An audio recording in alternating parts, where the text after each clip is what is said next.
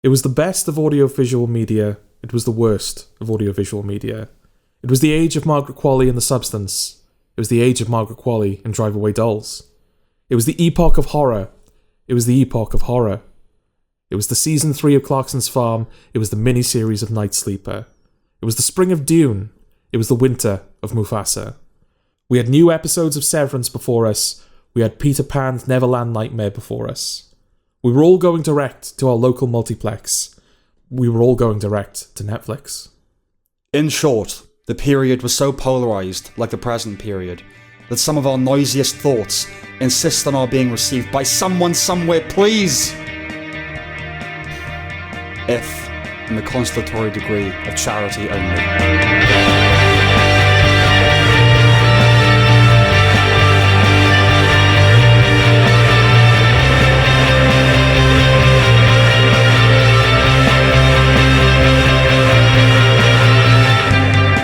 So this is pretty straightforward. We're going to do our worst of the year. We're going to do our best of the year. Yeah.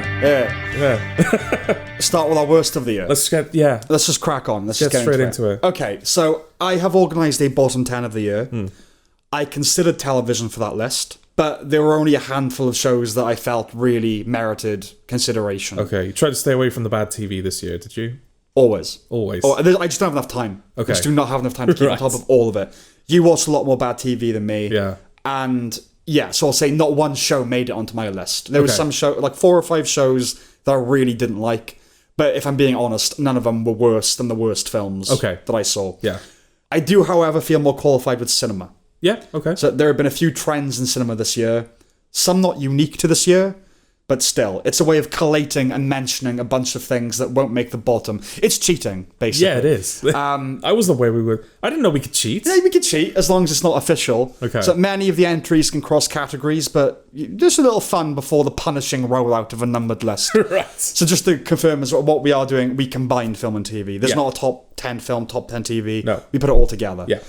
So here's just 10 trends that I noticed in 2024. Firstly, the A-lister, but maybe not anymore, buddy heist movie. So that would be The Instigators and Wolves. Oh, yeah? Okay. Ebony and Ebony. So that's the American Society of Magical Negroes and the Book of Clarence. Right, okay. Familicinicide. So that's Despicable Me 4, the Garfield movie, Ghostbusters Frozen Empire, Harold and the Purple Crayon, If, Mufasa the Lion King, Red One, Uglies, and Unfrosted. Familicinicide. Familicinicide, yeah. Familicinicide. Yeah. Okay. Is that what I said? Did I say that before? No, I was clarifying. Oh, right, okay, yeah. Femme Flem. So that's Blink Twice, Damsel, Driveway Dolls, and Firebrand. Right. The Gent Bro matching cufflinks, i.e. the Henry Cavalcade of crap. Argyle and the Ministry of Ungentlemanly Warfare. Yeah. Many of horror, so that's Apartment 7A, The Deliverance, The Exorcism, The Front Room, Imaginary, Never Let Go, Night Swim, Salem's Lot, The Strangers Chapter 1, Tarot, and Trap. Nerd Turd, Borderlands, Boy Kills World, The Crow, Joker Folie à Deux, and Rebel Moon Part 2, The Scargiver. One Trick Sony, so Craven the Hunter, Madam Web, and Venom the Last Dance. Indeed. Public Disdain, i.e. Rape of the Archive, i.e. IP on You. The Mousetrap, Winnie-the-Pooh, Blood and Honey 2. And finally, starring John Cena. Freelance, Jackpot, and Ricky Stenicki. I like how all of them had some, like... wit. Yeah, and then it was just like, no, starring John Cena. Yeah. He's also an Argyle, I should point out. Okay. And I want to point out also that category originally included Bill Skarsgård 2. He had 2 stinkers this year. He did. But I lost confidence in his inclusion, because surely there are other actors that have starred in 2 turkeys from 2024. Yeah. And there is one film that defies all those categories that we'll be coming to. Yeah. Can you guess which one? Guess which one? Have you been following? So, bottom 10, film and television, but only film for me. Okay. So number 10 for me is Borderlands. We will come back to it. Okay. This is another thing we do. Yes. If it's on someone else's list but higher up, we'll wait until then. We'll wait, yeah. Yeah. Number 10 for me is The Strangers Chapter 1. So you never saw this, obviously. Never saw it. It sounds like I dodged a bullet. You dodged the bullet. It's basically a horror film made by people that have either never seen a horror film or have seen every horror film. Okay. As I said at the time, it's completely unoriginal. It has no surprises. It's unmemorable. It's nasty, but it is unearned nasty. And it's not even kind of... If you go into a horror film and you want that pure existential, I want to see fucking people be raped and murdered. it doesn't even give you that. Right. It's not. It doesn't even have like the masochistic, sadistic quality. Yeah. It's just bland. And for a film that's meant to be, ooh, home invasion, how terrifying, it's going to get nasty, it doesn't fulfill any of its promises. And yeah, it's a horror film. It's a horror film without any of the horror, made by people that think they're inventing the genre. Okay. Inventing the home invasion horror subgenre, or the cabin in the woods subgenre. Or equally have seen all of them and like, oh, we'll have a bit from all of them. Right. But with none of the power of any of those individual things. Yeah, okay. So number 9. Number 9 for me is Imaginary. Crack on. Yeah, okay. Like, kind of a lot of similar things to say about this one. Yeah. This isn't a home invasion movie. This is more of a traditional horror. Like, it's a Blumhouse horror film. Yeah, it's a haunted. Yeah. It's not, is it possessed toy? Yeah. Originally. There's like one kind of okay thing in it, and that's that you find out that there is actually no physical toy. Yeah, you like that twist. Yeah, it's like, okay, that's something that I guess I should have thought was going to happen, given that the film is about an imaginary friend. Yeah. But that is depicted by the presence of a teddy bear plush, which, yeah, you find out doesn't actually exist. Right. It's in her imagination. It's like, okay, that's something. That's something. But I was so just bored Okay. and, like, numbed by my boredom that I wasn't engaging with the film I'm trying to remember at all, my really. impression of it. I think I found parts of it laughably bad. Yeah. And that will often kind of save a film from the bottom for me. Yeah, but that's the thing. It's sort of, it's a horror film that's not scary. And I know that's like the go-to criticism of any horror you put in a list like that. I think Red Letter Media, when they did their coverage of it, they said that what's actually horrific about this, right? There's no gore, there's no tension, there's no scares. Like, it's kind of, they use the term G-rated horror. Yeah, no, it does have a family feeling to it. Like when they go into the other realm, whatever it is. Yeah. It feels like the family-friendly version of what that would be. Yeah, absolutely. There is nothing, like, it's the only thing about this that would make it inappropriate for children is it's just not good. Like, there's actually nothing in it that you couldn't show this to a child. Not that I can recall, no. No. Yeah. Yeah, I did not resonate with it at all. I found the film quite dark as well, so I found it difficult to see a lot of things. I don't know whether that was just the copy I watched, but yeah, I do not recommend Imaginary at all. So my number 9 is Mufasa the Lion King. Yeah, I didn't watch this one as well. No. It's just the goal on multiple levels, basically. Yeah. The goal of kind of doing another Lion King musical when the songs from the Lion King are culturally ingrained in all of us. Yeah. Like, you at least have to make them really good. It's kind of a vain undertaking. I'm going to do another Lion King musical, yeah? What of it? I know it's Lin-Manuel Miranda, people like him and whatever, but these, I can't remember any of them. They do not compare remotely. Lyrically, musically, anything. It's boring. The goal of kind of sort of saying that, oh, Shakespeare didn't nail it with Hamlet. Yeah. Like, I know they're not saying that. This is a separate, they're not even thinking about Shakespeare anymore. No, that's gone. But no, they're thinking, oh, how can we do more Lion King? Exactly. Yeah. But, you know, the idea being that Hamlet was the important story. If the story of King Hamlet was important, of the ghost of Hamlet's father, Shakespeare would have done that. Yeah. He didn't. No, he didn't. So it's not. Yeah. And you could do it ad infinitum. How did Mufasa's father become... Bleh. Yeah, lions go back a while, I get it. Yeah. And, I watched it with a mixture of numbness and outrage at the audacity of it. Yeah. Mufasa is the kind of bad film... I would kind of say the same thing about Imaginary as well, actually. It's the kind of bad film where watching it is almost a formality. Yeah. Like, you kind of know exactly what you're going to get going into it. Yeah, absolutely. And the only thing you gain by watching it is you confirming that, yeah, it's bad for the reasons I thought it would be bad. I mean, it's done well financially, relatively speaking, which isn't, but it's like, of course it's going to do well financially. All I can say is I don't think it's going to stand the test of time. I think it's going to be gone by this time next year. Yeah. Yeah. So number 8. Number 8, the only TV show on my list. Okay. So I think we've both come to a similar conclusion, is that film has done a lot worse than TV has. Yeah. But there was some bad TV last year. And for me, the worst of that was Exploding Kittens. Okay.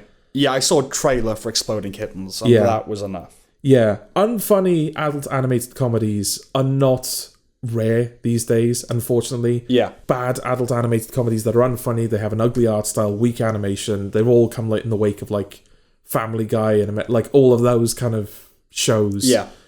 I think the thing that I just really hated about Exploding Kittens, you get this horrible sense that it thinks it has the right to exist. Yeah. Like when the show is kind of throwing its weight around into these soft targets, Like, oh, I'm making fun of Imagine Dragons fans and I'm making fun of religions. Like, okay, well, I'm supposed to be impressed with that, am I? Right.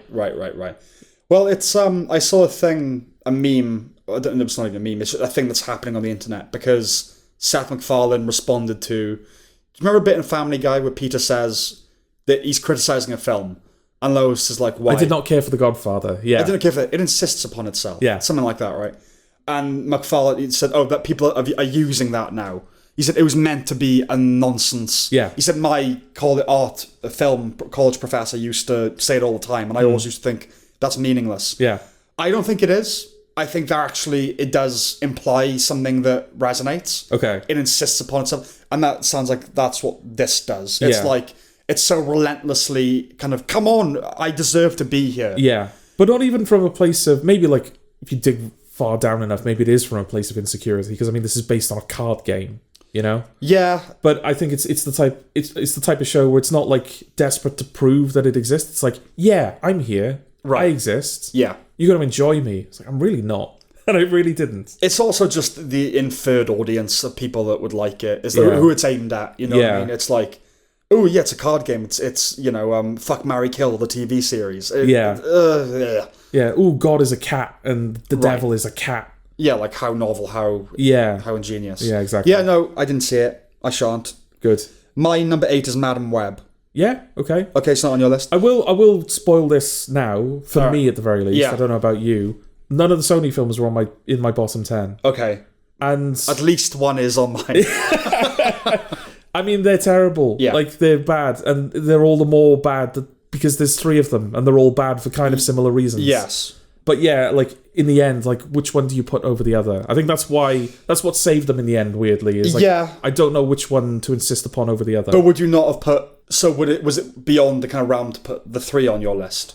But that's 3 places on a list. I know, but if they are the 3 of the worst... I'm not saying for you they were, but like, if they genuinely are 3 of the worst, don't you have to? Even if it's like covering similar terrain. I know what you're saying. And it's not a case of... Therefore, there's stuff on this list that I don't think actually deserves to be here. No, I know Everything here deserves to be here as far as I'm concerned. Yes. But yeah, I think that's the one thing about the Sony, because they kind of cancelled each other out, basically. Yeah, they cancelled each other out. Okay.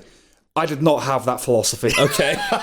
Madam Web, I mean, what to say? Yeah, it's a bad film from another time. It's amazing just how kind of what it is, how predictable it is, and just how 2005 it is. I mean, this and another film, I would say, are the films of the year, but this one more on social media. There's like, this was the bad film of the year. Yeah. Right, on social. And I'm not saying everyone's always right about that, but just the ear-scraping dialogue from the trailer onwards, like that's still being used in memes and pop culture. Yeah, like I've saw reviews of Paddington in Peru on Letterboxd where they were like, my favourite part was when Paddington researched spiders in the jungle right before she died. Exactly. So it's like, yeah, it's still there, and it'll probably stay there for a while, I think. Yeah, and just, again, that it's meant to be a villain, and you don't think that remotely when you're watching the film. No. And Sydney Sweeney's in it, and like on her upswing, it's kind of a shame that she's in something so terrible. Yeah. And Dakota Johnson, I think, like, can be a good actress and has been a good actress, and she just keeps doing shit films. Yeah.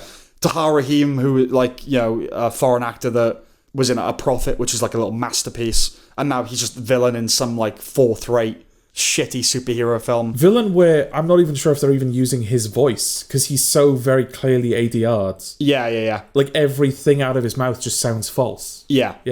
No, just bad on every level, and that's Madam Web. Yes. Number 7. Number 7 for me is Uglies. Okay, yeah, not on mine. Okay. But I support that. Yeah, absolutely, yeah. I mean, it's not the type of film that, like, I've outgrown those types of films anyway. Yeah. Kind of YA, post-apocalyptic. Were you ever grown fiction in them? Well, I don't know, like, an argument can be made that, like, Harry Potter is kind of that, and obviously I like Harry Potter. I agree. I do think Harry Potter stands alone, though. I think it gave birth to all those things. Yeah. But I would say, if you want to look at, like, the grand mammy of all this stuff, it's the Hunger Games. Okay, yeah. Aimed at girls more. Yeah. YA. So whereas I think Harry Potter and the idea of houses, like everything's taken that now, like of types, groups of people. The Harry Potter would be in the same section of the bookshop. Yeah. But I think it does stand alone as like, no, this is way better than anything it inspired. But yes, carry on. Yeah. Uglies is the type of film where it's so obsessed with building its own world. Yeah. and mythology. Lists, names, Yeah, stuff. Yeah. that it sort of loses sight of its own metaphor to Right. the point where it ends up kind of saying the opposite of what it's trying to say. Okay. We were kind of saying that in the review, weren't we? It's like it's actually making a case. Yes. I mean, I think that was in the context of what people were saying about it as well, because it was like, it's kind of positioning surgery as like a bad thing. I don't know what the film is trying to say. Yeah. But yeah, I'm not saying that it conflicted with its own intentions. I just certainly how people were responding to it. Yeah. Yeah, that it was anti-trans, and which is nonsense. It's about anti-compelled surgery. Yeah. If it's elective, then I think the film isn't going monsters. It's saying that the state shouldn't impose surgery on people. Yeah. Yeah, no, I said it comes from the type of people and is the type of film that thinks it's anti-fascist, but it's actually anti-communist. That's it, yeah. Yeah. Yeah, exactly. And yeah, it's just so clumsy. Like, it probably just wants you to think that it's saying something rather than, I want people to think I'm saying this. Yeah. It doesn't really care what its message is. No. It just wants to be out there. It's vague, post-apocalyptic, dystopian, female heroine with the message kind of ultimately, ideally being, you're beautiful as you are. That's essentially what he's trying to say, is you don't need to change anything. Yeah. Which you could take as anti-trans, but it's absurd if you do. But then she takes the surgery at the end. But that's I don't know, because they're trying to set up a franchise. It's never going to happen. Yeah. But that she's going to fucking now infiltrate the... But that's the thing. For the Brother. sake of setting up a franchise, which will probably never happen, Yeah. they've corrupted their own metaphor also within that film. The audacity of that as well. And the audacity of it, oh yeah. yes, this will be a franchise. Yeah. McG still yet to do a good film. Okay, my number 7... Sorry, we're done with that? Yeah, we're done with it, My number 7 is Kraven the Hunter. Ah, okay. This is the only other... Venom's not on my list. Okay. It could have been on the list. It could have easily been on the list, but it probably annoyed me the least of the three. Okay. I just think Sony deserves like a special achievement Golden Raspberry Award this year. Sony across the board have had an abysmal year. In gaming as well. Yeah, well, they had Concord, didn't they? Oh, Which, yeah. At the very least, lost 200 million. At least. Yeah. I mean, that's a game that came out in August, and they thought it was going to be a Star Wars level success. It was going to be their big new franchise. And that game was shut down 2 weeks later. Right. It's lost media now. Okay. That's lost media, like a film from the 1910s. No, genuinely. Like, you can't download it. If you own it, you can't play it. It doesn't exist anymore. Isn't that so perverse that we went on the journey to, okay, by the time you get to the 60s, 70s, there's enough preservation around that, like, even if a film is taken off the shelves, there's a copy of it, you get a Blu-ray down the line or whatever. Then you get to the internet age, nothing ever goes away, ever. Not anything you ever said as a 13-year-old. Yeah. Nothing. It's all preserved forever and ever and ever. Back to, we can just delete it from history. Exactly. Just like that, it's gone. Like, there are films that survived the Nazis, you know? But not Sony, it seems. Sony. Yeah, so Kraven the Hunter, and don't get me wrong, I understand why you might be thinking there's recency bias, because Kraven and Mufasa we only did in the last episode. Yeah. But no, I was thorough when I was going through all this stuff. Yeah. No, Aaron Taylor Johnson, again, not a villain, but meant to be the likeable lead, is just not, which is one of the biggest problems, if not the biggest problem. You gotta like your hero. The ultra-violent superhero shit, I'm so bored of it. In fact, we can anticipate a Sam's Lex corner coming up. Okay. Center. Did I say corner? You did. Fuck! Okay. Sam's Last Center coming up. Dealing with... It's not actually in the film, but in the scene where he's, like, killing Russians with a claw. Yeah. In my head, it was Spider-Man. Right. It's not actually in the film, but canonically it is for me. Yeah. That musical juxtaposition thing of action and violence with a jaunty tune. Okay. I'm going to come up with something for that. But, yeah, again, like Madam Web, it's like a film from 2004, 2005. Cheap. It's like, what bird makes that noise? A budgie? Does a budgie say cheap? It's the budgie of 2024 cinema. A budgie. A budgie budget. And yeah, it uses CGI animals, which all look abysmal. Yeah. And again, that is a major point of the film. It's Kraven the Hunter. Yeah. You know, and again, I know you don't use animals and things, but I know it's not a lion or a buffalo, but Severance is on at the moment. And in the first season and in the third episode, there's quite a lot of goats. Okay. And they're real goats. Yeah. Like, okay, I know goats are not lions. Yeah. But you could train a goat. But it's feasible. Yeah. Had the goats been CG, it would have risked tanking the season of a very good show. Yes. You know, I mean, it's important that we actually use physical, real things sometimes. Yeah. No, I absolutely hated it, resented it, but its failure did mark the end of the SSU. Yeah. So we can thank it for that. Absolutely. Yeah. Yeah. That's it. What's your number 6? My number 6 is Amelia Perez. You watched it. I watched. You were fucking waiting to spring that one on me, weren't you? You sneaky little cunt. It was specifically requested. No, it was by our fan. To be fair, okay, all right. You see, this is very Jordan. This is a very Jordan thing to spring something on me like this. Yeah. I don't have the patience to be a Jordan like that. But okay. So what? You obviously didn't like it. Absolutely not. Okay. I mean, you're absolutely right. It feels like a film that's scientifically engineered to be something I absolutely don't want to see ever again, and that I hate. Did I even include it in my 10 things? No, I don't think you did. Maybe it came too late after I was making those lists. It would absolutely be there. We could put it in flam, I guess. Yeah. If it's going to go anywhere. But you can carry on, yeah. Because I hated it. Well, I just didn't like it. Yeah. But it's not quite like bottom 10 for me. Yeah. And I'll just get this out of the way before you continue. Like, it's not as annoying as it could have been for what it is. Okay. For me. Yeah. But carry on. Okay. But yeah, I mean, like, it's not for me anyway. No. You know, I don't know much about Mexico. I don't know anything about the drug cartel, all of that sort of stuff. Does stop you enjoying Sicario? Yeah, but I'm leading to a point, so shut up. Yeah, no, just, yeah. You know, I don't know anything about the trans experience. I don't know much about musicals.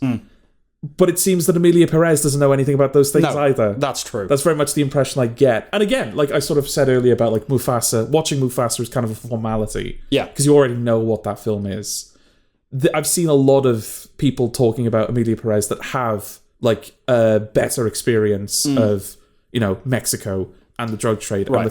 and they're basically pointing out like all of these inconsistencies in the film. Yeah, Mexicans, they basically think of it as a racist film. Yeah. I think there was some people saying like, oh, there's a point in the film where like his kids are going to be taken away from him, and it's treated as like this, oh, he's never going to see them again. Yeah. But the city they're moving to is like 15 minutes away. Okay, right, okay. You know, stuff like that. And like Selena Gomez, like as someone that doesn't speak that language, it's like, okay, well, she's just speaking another language. Yeah. But there are people saying like, we actually can't understand her because her dialect is so I wouldn't have known. I would have assumed she did speak Spanish because Selena Gomez, you assume like parents speak Spanish or something. Yeah. But no, she actually had to learn it for the film. So yeah. The music as well is fucking awful, and I think you undersold, because you did talk about it briefly on one episode. I think you undersold just how awful the music is. Yeah, it is awful. Obviously, the thing that's doing the rounds is the clinic with the vaginoplasty, and it's bad. I think by that point, though, because I know nothing about musicals. Well, that was 20 minutes in, Sam. No. Okay, not by that point in that way. Yeah. I don't know anything about musicals either. I mean, I know when something sounds shit. Yeah. But I think the content of it was so offensive to my sensibilities. Yeah. That I kind of wasn't even looking at the music, because I don't really care what the musical framing is. Yeah. It's like the fact that we're having a song where they're listing types of surgeries, I was like, this is such a 2024 film. Yeah. But yeah, of course the music's bad. But to me, it was like, that was and it's a bizarre thing to say considering it's a musical, that was the least important thing to talk about, because everything else was so galling and had... No, yeah, absolutely. But now it's won Best Musical at the Globe. And it's beating Wicked. It's beating Wicked. It did beat Wicked, and it's got a good chance at the Oscars now. It's the most nominated thing. I don't think he'll win. I don't think he'll win anything other than Best Song. I think otherwise it won't win anything. But like, it's not just like, oh, the music is bland, or the music is like, it's not memorable. Yeah. Like that song you're referring to, the rhinoplasty, vaginoplasty song. It literally, it sounds like someone talking. They're trying to do that Les Mis thing, aren't they? Yeah. Go on. It's like her going, hello, doctor, I want to talk about surgeries. What surgery would you like? Well, I would like... That's literally how the song is. Yeah. They're trying to do like, oh, it's a constant musical, even though the film isn't otherwise doing that. Yeah. But you forget, like, even when everything's... every line has to be musical and it's just conversational, it still has to have some melody and rhythm. It can't just be... And are you going over there? Yes, I am. Here's the thing. Jesus Christ. Yeah. Throw in the occasional, note change. No, absolutely. But yeah, I mean, I think the reason I didn't hate it so much was because, considering it's a trans movie, that stuff could have been a lot more offensive to me. Yeah. I was more annoyed by Zoe Saldana's character. Yeah, she was all over the place. I don't really know what she was supposed to be. There's like a dance musical number, like in the second act where they're at some sort of function and they're trying to get people to raise money. Yes. And the crowd are frozen while she's doing her thing. And she's just going around like grinding on people. Yeah. And chastising them for being rich. Yeah, and her opening it's like, well, I know that she's like a bit, it's like, oh, I'm not getting my opportunity and whatnot. But she's rich as well now. What but is this? It's the opening song where she's like, when you going to open your own practice? Or maybe when I'm not black, maybe when I'm not a woman. Oh, shut up. Yeah. Just shut up. Yeah, and just the whole thing of like when Amelia Perez becomes Amelia Perez, they just seem to be absolved of all responsibility. A lot of people have said, oh, so the idea is if you go trans, like that, you're redeemed of everything you've done. Yeah. I can't remember watching it if I felt that way, and I don't know if I would jump on that instinctively, because I don't. Because it's not just that they transition; it's they then like open a foundation. Yeah, like they go really far the other way. So okay, it's not just you get surgery and that's fine. Yeah. I don't think the film was saying that, but there is also like, hang on, this person should get like executed. Yeah, not just arrested. Because I mean, spoilers. Like Amelia Perez dies at the end of the film, but it's a tragedy. It's a tragedy, and a parade is thrown in her honor. Yeah, and again, I've seen like people talking about just like the fucking like insult that is. Right. The idea that like the people of Mexico would throw a parade for a drug kingpin. A cartel leader. Yeah, even if they don't know that she was a drug kingpin in her like previous life. Yeah, just like it's so miscalculated. It's framed as a redemption story.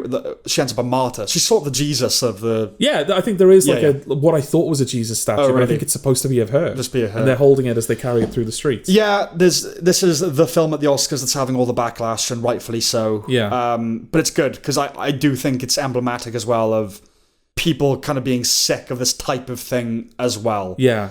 Like, I think you'd have more people now, when Zoe Saldana was singing that song, that are just thinking, oh, enough now. Yeah. And I think Trump's presidency, I think, is tied in with that. Which is why I think, maybe because of that, it's all but guaranteed to win as a response to that. Yes, that's possible. I think in the next couple of years, we're going to get films that are more aggressively that. Yeah. But I think his ascension and the time we're in now, there's a little pocket of most people being sick of it. Yeah. And I think that will continue. People will continue to be sick of it. But yeah, the industry will feel an obligation possibly to respond. Yeah. And that will mean more crying about being black, being a woman, being trans, all that sort of thing. But as it stands, this is, like we said, it's a film about Mexico that Mexicans hate. It's a film about being trans that trans people hate. It's a musical that people who love musicals hate. Yeah. It's a failure on all fronts. Absolutely. 13 nominations. 13 nominations to the Oscars. And genuinely, I think the only thing that carried me through it was that there was a catharsis in watching a film that I hated that I knew everyone else hated too. Right. Oh, see, I have the opposite catharsis. Okay. When everyone's loving a film and I'm the one that hates it, that's what gets me through. But there's a part of me like, isn't there a part of you like when you're watching a film that you hate and you're sitting there going, oh, people fucking like this. Yes. It was kind of nice to know, oh no, I'm right on this. This is bad. Yeah, I suppose that they both get me through it, but I suppose one is more positive, one is more like anger driven. But anger's generative. If I'm angry about something, that's when I can write a lot about it. Yeah. Whereas, when we're all sharing the same experience, it's like, I don't know, it's softer, isn't it? It's sort of, I'm not alone here. So I don't feel an obligation to... Because easily could have been a review that I insisted that you watch it. But I watched it, I was like, there's no need for him to see that. Yeah. But obviously now it's become this massive thing. And that's kind of what compelled me. Is like, no, I think I'm missing something by not checking it out. Being part of the conversation. Yeah. Okay. And I feel we've now had that conversation. Yes. Okay. Yeah. That was your number 6, yes? That was my number 6. Okay, so my number 6 is Blink Twice. Yeah, okay. So I think we're a similar place here. Yeah, I mean, this isn't on my list, but it probably isn't far off the bottom 10 for me. Our 6s seem to be films that are otherwise fairly well received. Yeah. Both around 70 to 80 that we hate. Yeah. So this is technically better than everything else on the list, and probably the next 30 or 40 worst items of the year. Okay. Technically. It's its worldview. Yeah. And that has to count, right? You can't always rely on the easy pickings of paltry filmmaking. No, sometimes that's the more tragic entry, isn't it? It's like, well, this is like skillfully crafted. Yes. But it's in service of something that is just unpleasant and toxic. Leni Riefenstahl was a good director. Yeah. And nevertheless a Nazi propagandist. Yeah. Yeah, no, the worldview has to matter. And I despise... This was the philosophical foul turkey of the year for me, as Barbie was in 2023. Yeah. So Blink Twice was last year. What to say about it? It's all over the place, isn't it? It ultimately it suggests, it was my problem with all these things, that revenge is the appropriate response to injustice, not justice. It has ambiguities about it that aren't satisfying ambiguities. Like, when you watched it, your big thing was, hang on, so the people who knew about this, aren't they complicit? Yeah. What have they agreed to? I inferred a lot, but I was inferring. And like the film doesn't do its job to kind of tell you what that thing is. It also suggests that power is the ultimate thing, again, as all these things do. Everything comes down to power. It's a women get raped and then take revenge on the guys and drug the guys and take their power. Don't go to the police, don't tell anybody about it. I don't know what to say about it. Like, my memories of it are fairly scant. Yeah. But I remember having a fucking essay at the time about it. I think I left you to it in that review. Yeah. It's like, right, he's got a lot to say. Yeah. And it pretty much covers what I've got to say, so off you go. Right. You know? Yeah, no. The leftist thing about life is about power dynamics. And that's, love doesn't matter, justice doesn't matter, peace doesn't matter. It's all about the man has the power, we're going to take it away from him, and that's life. That is what life is. So, yeah, I hated it. I thought it was rotten from the inside out, and that's all I've got to say about it. Okay. Number 5. Number 5, for me, is The Mousetrap. We will come to it. Oh. My number 5 is Borderlands. Oh, okay. Here we go. So here we go. Yeah. It's not often actively offensive. There's just not one good thing I can say about it, I think. And the presence of Cate Blanchett doesn't help. No. Debuted at 0% on Rotten Tomatoes, and that's where it should have stayed. Absolutely. Yeah. Yeah, I mean, I think, like with Imaginary, you said, oh, there's one good thing. I guess I tried to make sure that there was nothing good about all of them, unless its worldview is wrong. Like I said, I could say good things about Blink Twice from a technical perspective. Yeah. But no, Borderlands, I remember watching, going, right, with every bad review we ever do, you will find one little thing. Like, she was okay. Yeah. That line was quite funny. That moment was entertaining. Nothing in Borderlands. Absolutely nothing. What do you have to say about it? Well, I think we're both unfamiliar with the source material, but from what I've heard, it's not even like a good... Yeah, if all else fails, it's not even faithful. Yeah. Yeah. Not even just faithful, but like it doesn't even do anything like interesting with the source material. It's just poorly adapted. Yes. So it's like, even as a Borderlands fan, there's nothing for you here. It's trying to do Guardians of the Galaxy, isn't it? Yeah. Basically. That romp of the team up of sketchy characters. Yeah, absolutely. And I mean, this is a film that I think this was like Craven. It was sitting on the shelf for a while, right? Yeah. Yeah. Should have kept it there. Absolutely. Yeah. Everyone's annoying. Jack Black is very annoying. Yeah. The girl's annoying. And Cate Blanchett, it's just like on the back of Tar that it's to do something like this. Yeah. Is that it for Borderlands? Yeah, nothing to say about it. What's your number 4? My number 4 is Dear Santa. Yeah, I never saw this, so you crack on. Oh, Jack Black's annoying in this as well. Who'd have thought? He's well represented at the Golden Raspberries. Yeah. That's the thing, like, I don't get the sense that Jack Black is like... I think he just likes being in things. I don't think he's actively seeking out. Yeah, no, exactly. You know, but like Borderlands, Dear Santa... Yeah. Don't have much hope for Minecraft. No. That's coming up. No. It's like, we're in a bit of a rough patch with you, Jack Black, at the moment. But, I mean, Dear Santa... Like, it's not good. It's not a funny film. Yeah. But like really not a funny film. It doesn't follow its own rules. As we discussed in the little review that we did of it before, like it breaks... It doesn't just break the logic of the film, but like at the end, he kind of gets the thing that he should never get in the context of that story. Yeah. His brother gets brought back to It's life. unearned, It's sort of thing. Completely unearned, yeah. We always use the Rocky rule as a shorthand, right? Yeah. So the Rocky rule, the literal kind of original definition of it is you can't get everything. Yeah. You know, you have to... The character has to have a kind of his own or her own goal within the framework of a larger thing, like a fight, you know? Like, I don't want to win the fight. I care about Adrian. I care about making it to the end of the fight. I don't have to win it. Yeah, exactly. So Rocky goes the distance because he never did that. Yeah. But he doesn't win. Yeah. You can't have everything. It's not the expected victory, but they gain a personal victory. A personal victory. You can't have everything. But also Rocky Rule now, to me, is kind of expanded outwards into... You have to earn things. Yeah. Everything has to be earned. Yeah. Yeah, nothing in this film is earned. Mm-hmm. Don't watch it. No. It's really bad. Like, it's not even like a fun, bad Christmas film. It was a suffocating experience watching it. I really did. I watched it with the family, and I think all of us were just like, this was a bad decision we made. Okay. You know? Okay. My number 4 is Rebel Moon Part 2, The Scargiver. Not talking about it yet? No. Your number 3? We're talking about it now. Yeah. Rebel Moon Part 2, The Scargiver. Okay. Well, I mean, the log line for me would be a slog provided by the most inexplicably admired man in cinema. That's what it all comes down to for me. Yeah. And it's very... maybe we should detach his fandom from his films. Yeah. But it's so very hard. It's so very hard. But then again, I think I have seen people Yeah. like Snyder going, those Rebel Moon films, man, what were you thinking? Right. Okay. Especially even this within one. his own cult. Even they've with his turned. own cult, yeah. Because this was like the big climactic finale. It was part 2. Yeah. I know there's going to be more. Are there? Well, he's planning on... he's threatening to do more, isn't he? Okay. Like he wants to do like 6 or something ridiculous like that. Okay. But like in terms of the story as it stands, this Episode 4, New Despair. this was like the climactic finale. Right. And half of the film, they were just like harvesting wheat. Yeah. There's a lot of brown, grey, arid farmland. Yeah. Yeah. And like the villain that they defeat at the end of the last film is just the villain again the second time around. Yeah. There's no sense that like they're a greater force. I mean, that's the thing. Like, it's the Darth Vader arc. Like, he's the villain through all of those original films. Yeah, but No, it's not the same. It's not the same. But you don't have to introduce a new villain. But Yeah. at least kind of. I mean, no one thought he was dead at the end of A New Hope. But at the end of Rebel Moon Part 1, he's pretty. Yeah. He's not quite decimated, No. but he's broken apart, right? Also, I mean, Darth Vader kills Obi-Wan.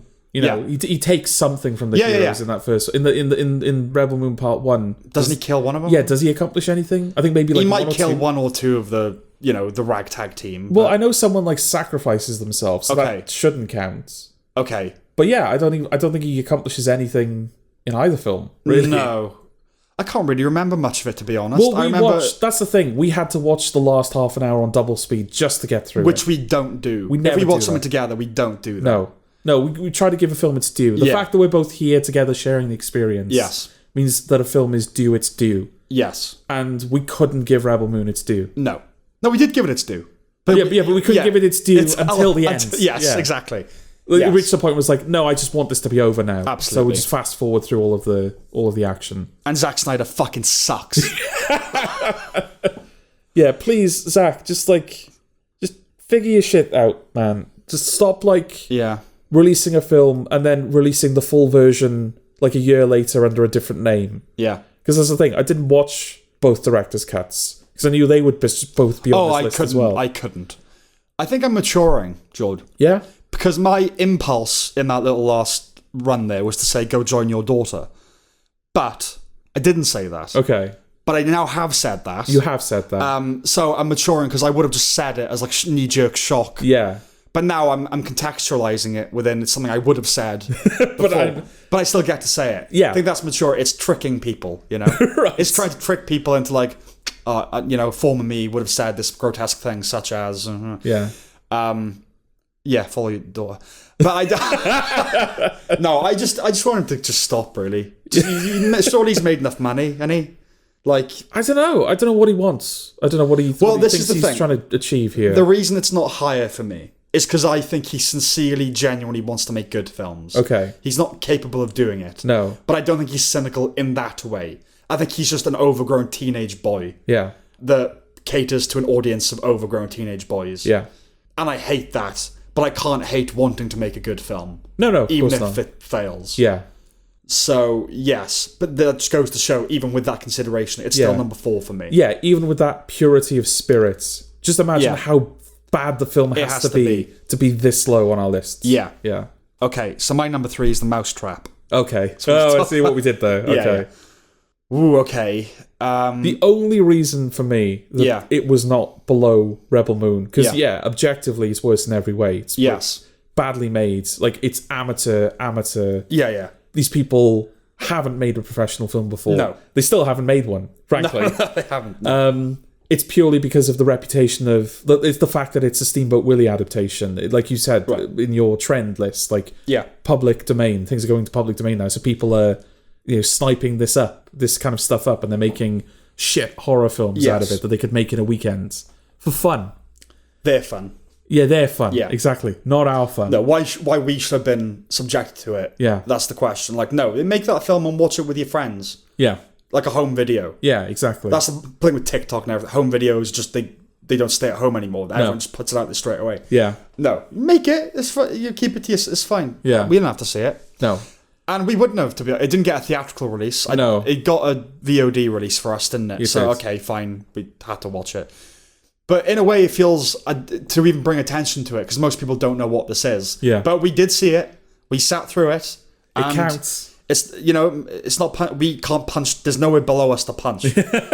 We can't punch down. I get why, like, professional critics that maybe, dedicate an hour to it. Okay, maybe that's like, oh, come on. Like, just don't pay it that much attention. Oh, the mousetrap is bad. Oh, really? Is it? You need an hour to say that, do you? Right. Yeah, I know what you're saying. So, but yeah, no, we are at the very bottom of the ladder here. Yeah. So, no, we are not punching out. It's really, really bad and annoying, and all the characters are annoying, and there are way too many of them. And they could have done everything they wanted to do with like 4 or 5, and there's like 15, and then one even goes away and comes back, and then I forgot about her, and then she dies, and then it's like at the end of the film, one of the characters turns out was evil, or like is up for being evil, and the mouse isn't dead, and he's got his own room, like bedroom almost, at the place where he works. That's like, it's got a projector, and it's got posters on the wall of like The Godfather, and it's like, why is that? They surely didn't clear the rights for the Godfather poster. No, and it seems like his evil plan is just to show up in different places and just cock his head slightly. Yeah, and he can like teleport, right? Apparently, something like that. Yeah, and there were just inexplicable tube lights in every scene in the background, and the thing I find funny about it, that I'm kind of glad it exists, is you've got Mickey Mouse, like one of the dominant American icons of the 20th century. Yeah. And this is Canadian. So it's almost like this is the Canadian Mickey Mouse. It's like the inferiority complex of that, Yeah. But I think, like I was sort of saying, I think the only reason that this is, for me, it was slightly above Rebel Moon was because I preferred the experience of watching this with you than I did to the experience of watching Rebel Moon. That's fair enough, yeah. As a film, it's worse. It's worse. I'm sure if I'd watched on my own, its placement in the list would be different. Yes. But I can't deny that I had fun watching it with you. Though The Mousetrap was a film that I'll watch a film with you if we're watching a bad film, have thoughts, but then rewatch it for like comprehensive notes. Yeah. That was when I was like, I'm not going to sit through this again. No. So I made notes as we went. Yes. So that's a sign, isn't it? Yeah, absolutely. Okay, I'm going to assume the 2 and 1 we share. Okay? Well, let's find out. Let's find out. Number 2, Winnie-the-Pooh, Blood and Honey 2. Yeah, absolutely, yeah. Okay. The Mousetrap, but like kind of worse. Because the Mousetrap is technically worse. Because it's cheaper and it's, Canadian. Yeah. Whereas, I don't want to slam this. David Cronenberg's Canadian. Yeah. But well, the spirit of this is worse in every way. Yeah, even though it's the same hoovering up the IP thing, you get the sense, they were like the Mousetrap people. You get the sense they were like 19. They're probably not. They're probably older, right? Yeah. But you get the sense it's like a bunch of 25-year-olds like, oh my God, we can do a Mickey Mouse film. And they did it. Yeah. Whereas this now, it feels really cynical. And especially off the back of the first one, they built this little empire for themselves. It's like the Adam Sandler thing, right? Where, I'll get millions and millions of dollars from the studio to pay all my mates. This is a conspiracy theory that Red Letter Media promulgated. It's not confirmed, but it seems right. Yeah. We'll get all these endorsements, and the film will look cheap and tacky because they're not putting any of that money into the film. But you have that many, that much product placement in your film, then you're making millions and millions of dollars. Yeah. So you're obviously just paying the cast that. Yes. And because how else the fuck are David Spade and Kevin James like living any kind of good lifestyle? Yeah, exactly. Because of this little scam.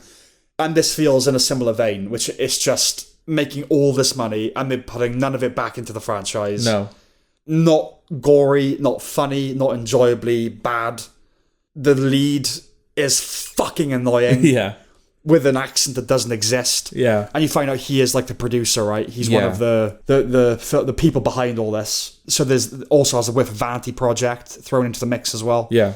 It kind of pretends like the first Winnie-the-Pooh, Blood and Honey wasn't canon because it had issues. Yeah. And so it tries to like subsume it into the second one as, that's a film within. Yeah, we got a budget now, so we're doing this one properly. Right, and they still don't. They put a meme that happened from the first one into the second one. Yeah. So it's like, engaging with the community, with the fandom.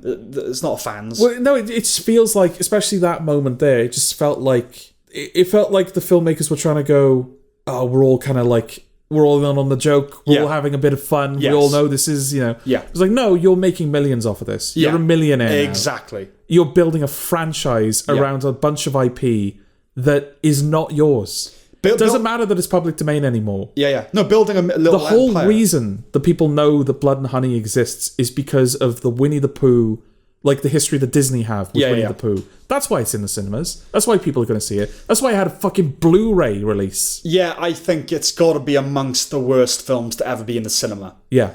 In terms of films that don't even look like this. Craven the Hunter and Madam Web, we can complain all day about how cheap they look, but at least, you know, it's the kind of thing you might expect to see on a cinema screen. Yeah. The fact that these got on cinema screens, this is so straight to VOD, straight to YouTube. Yeah, I dread to think what the experience of, like, the audio experience would have been like. Because I can't imagine, like, you look at the quality of the filmmaking and, like, the camera that they use and the quality of the cinematography that's going into it. There's no way that they paid attention to the sound design of this. Oh, God, no.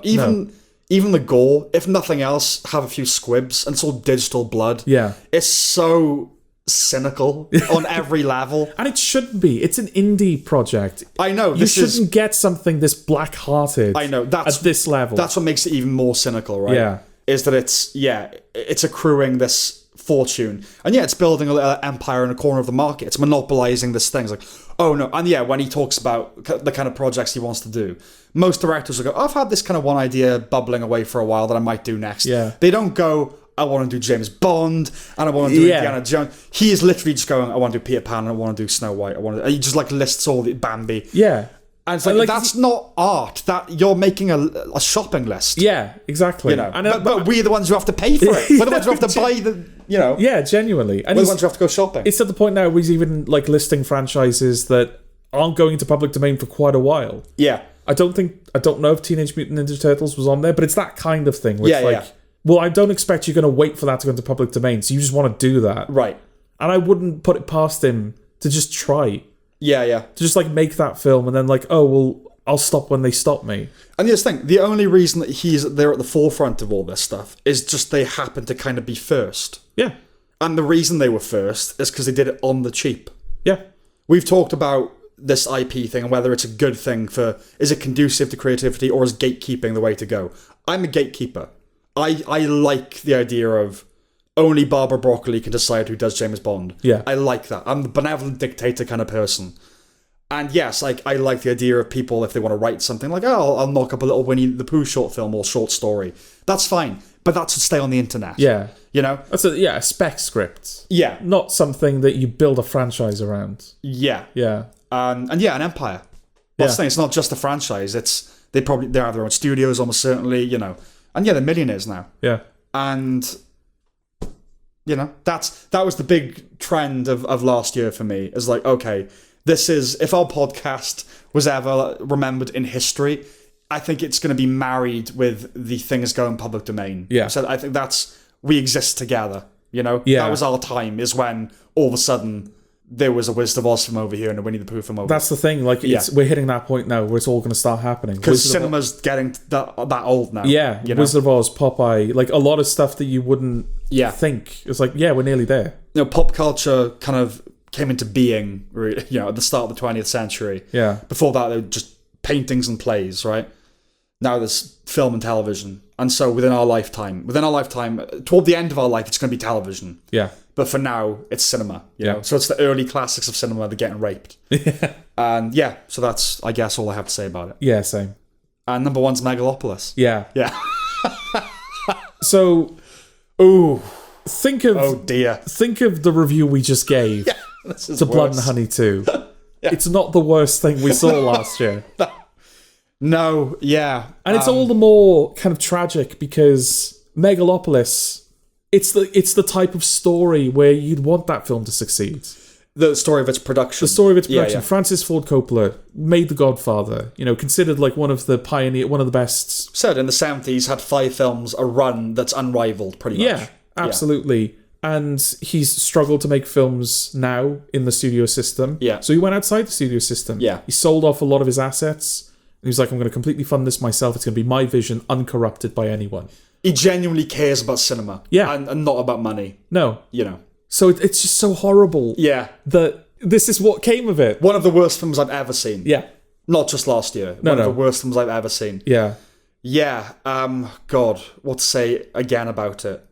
It's incredibly indulgent on every level. Yeah.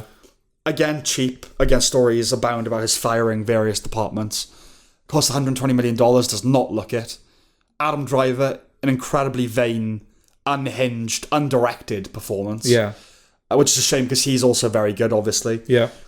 I mean, a film that seems to have come from a man that hasn't made a film in a very long time and had a notebook with 20,000 ideas and just went, yeah, I'll do that. Yeah. I'll do one of those. Yeah, exactly. And so you have ruminations about the fall of Rome, about pop music and what entertainment is now, and what else is in the time and architecture. I mean, this thing, architecture is frozen time. It's frozen music, isn't it? Architecture is frozen music. That's like, oh, that's a cool little line. Yeah. But he obviously wrote that in his notebook. I was Yeah. like, oh, that's got to go in. It reminds me of how I felt when I was kind of 16, 17. Yeah. And you have a line like, I've got to get that out. Someone has to see or hear that Yeah, line. it's not something like, it doesn't become the thesis of your film, it becomes a line in your film. It's a line. It's a cool kind of line. Yeah. No one comes out of it unscathed, other than Shia LaBeouf, who's otherwise being singled as the worst thing about it. Yeah. I don't get it at all. Like, he's bad. Everyone's bad. But he's so immune now to criticism almost. It's like he's this weird fact of nature. Whereas people are saying, oh, Aubrey Plaza's actually good in it. She's been nominated for Best Supporting Role in a couple of places for her role in Megalopolis. Jesus, okay. Yeah, because people like Aubrey Plaza. Yeah. She's bad in it. Jon Voight is embarrassing in it. Dustin Hoffman's in it. There's a lot of working with people that have been cancelled. Yeah. With a lot of like new faces. So kind of kudos to him for that. But again, it's things like, oh, we did an acting exercise where Adam Driver had to lead Natalie Emmanuel through a scene as though there was a rope between them. And then they liked how it looked, so went, oh, let's just literally do that. And there are films where you hear stories like that and it works out well and you go, oh man, just this unbridled creativity, like Lynch. And then when that doesn't work, it looks like Megalopolis. Yes. I don't know, I just kind of get exhausted thinking about it. It is. I mean, yeah, it's an utterly hideous film. I saw like a corridor digital video on the special effects. Yeah. And like, you think like a film like that, it's like, oh, it's all just like bad green screen and sloppy CG. Yeah, yeah. But then you see a lot of like the techniques, a lot of like cutting edge techniques.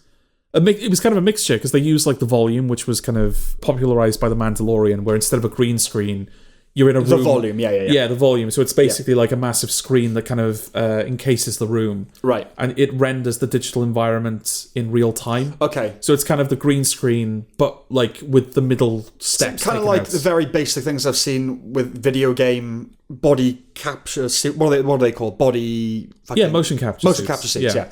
And you can see yourself like on the screen as a robot or whatever, doing a little dance. Yeah. That sort of thing. Yeah. Well, the volume is kind of like rather than just having to put it through the computer first, it's just happening now. You can see it. You can see the environment you're going to eventually end up in. Yeah.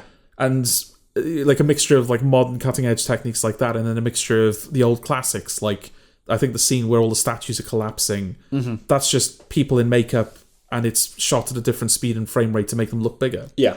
So like, good filmmaking techniques in aid of this. Yeah, in service of a folly. Yeah. It's just sad because it's like, oh yeah, it's not just bad green screen. It's not just a rush job. Like time and effort and talent went into this. Yeah, maybe that should be something that kind of redeems it a little bit for us. But the writing is just so wanky. Yeah, frankly, you know what I mean, and just frankly wanky. And like, what's its message? Its message is, oh, we should care about the future. I can make a utopia. And you have one character who's like, no, literally says utopia can become a dystopia. So that's the criticism. Yeah, but then he's like, oh, I guess I was wrong. But I guess I was wrong. No, utopia, the utopian vision is realistic and doable. Even though the utopian vision on this is aesthetically awful. It looks like cancer, like a city has cancer. Yeah. It made me feel genuinely sick when I was watching it. And so it's pretty uncritical of the utopian ideal. Driver just is Jesus. Yeah. There's no irony. There's no kind of fall from grace. There's no criticism of that sort of, Citizen Kane type. It's just, he's right. Yeah. He's right. And I said there was something admirable about like a man in his 80s, like maybe even like 90 odd, who cares about the future. That's like nice. But you also go, oh, just shut up, Francis. Like, I admire you so much, but not shut up, but like, do be quiet, I suppose. Yeah. Just sit down, have a rest. You made The Godfather, The Apocalypse Now. You wrote Patton. You made The Conversation. just chill out and leave the righteous indignation to young silly people. Yeah. Who haven't learned yet that the utopia is not possible. Yeah. You should know better. Yeah. You've worked in the studio system. You know there's no such thing as a utopia. Yeah. So It's all right, Frank. Go tend to your vineyard. Oh, yeah. Oh, yeah. Oh, dear. Yeah. Like, he gave birth to, he didn't give birth, but he fathered Sofia Coppola. She's made a few good films. Priscilla last year, which I really liked. Just let her do the films now. Yeah. You can stop. You made The Godfather. What have you got left to prove? Exactly. You made The Godfather and Megalopolis. And like I said, to me, just how amazing to achieve both. It's a shame that they're basically bookends. Yeah. But, one of the worst films I've ever seen. Yeah, totally agree.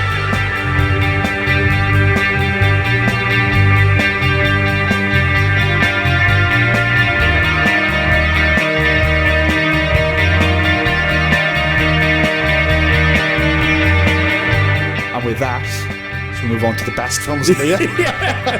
Try to end on a more positive note. Yes. Yeah. So I have many honourable mentions that I could trot out, but we won't do that. No, that's the thing. I think for both lists, we would agree this was a difficult year to kind of finalise those lists. I ate my cake with the bad ones, but with this I was like, there was actually a lot more honourable mentions than dishonourable mentions, probably. Okay.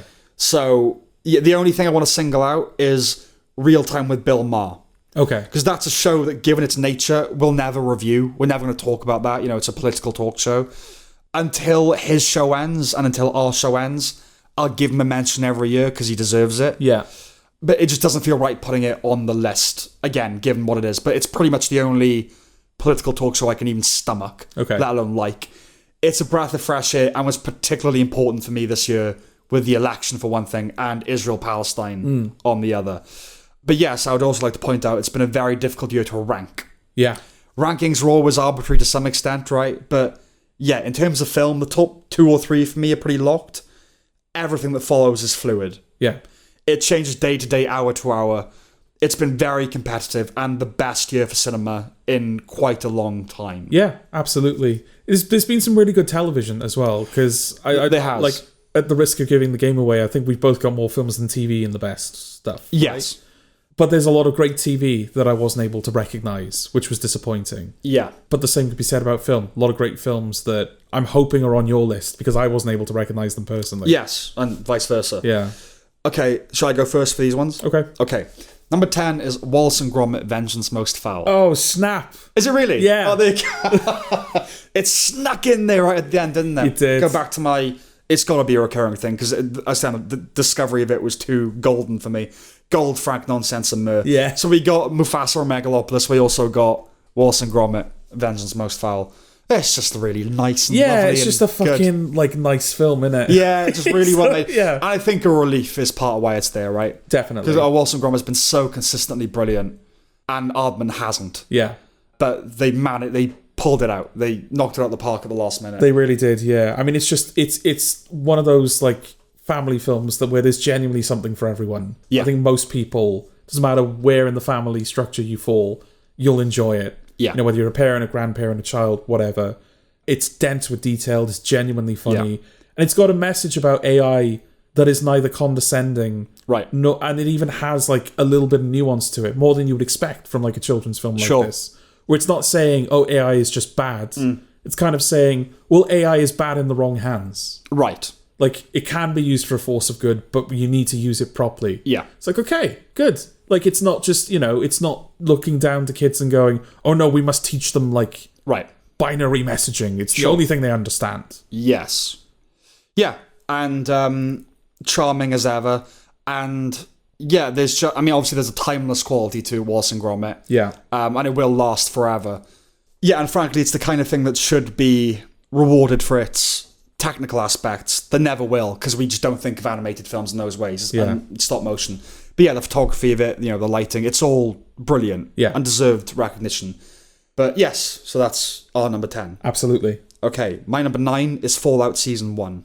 We'll come back to it. We'll come back to it. Yeah. Okay, what's your number 9? My number 9 is The Substance. Okay, we can talk about it. We can talk about it. I think I remember in the review that we did, I wasn't that hot on the ending. Yeah. It just felt like it got a bit too mad given the film that came before. Mm-hmm. I think over time I've come to appreciate the ending a lot more. Okay. And I don't know, it's the type of film that sticks with you, isn't it? It does, yeah, it's iconographic. I would Yeah. say at the time, I did like how mad the ending went. It obviously hasn't made as much of an impression on me as it did you. It's a very good film and very well made, and I'm glad that she's up for director at the Oscars and screenplay, I assume. To me, it was just kind of not obvious, but I think that's part of what works about it, though. no, I don't mean that it's like blunt. I don't mean in that way. No, but I think it knows that. I think it knows that it is, because I think a lot of it, in terms of like how it depicts Margaret Qualley and how it kind of like the bluntness of its imagery. I think it is almost like a sarcasm to it. Yeah. Being obvious. You know? Sarcasm is that it's a French person making a film about Americans. Yeah, that's what that is. But that's what like the very full-on portrayal of like, oh, his name's Harvey and he fucking eats oysters like a monster. And no, what I mean is that the message of it, the themes of it.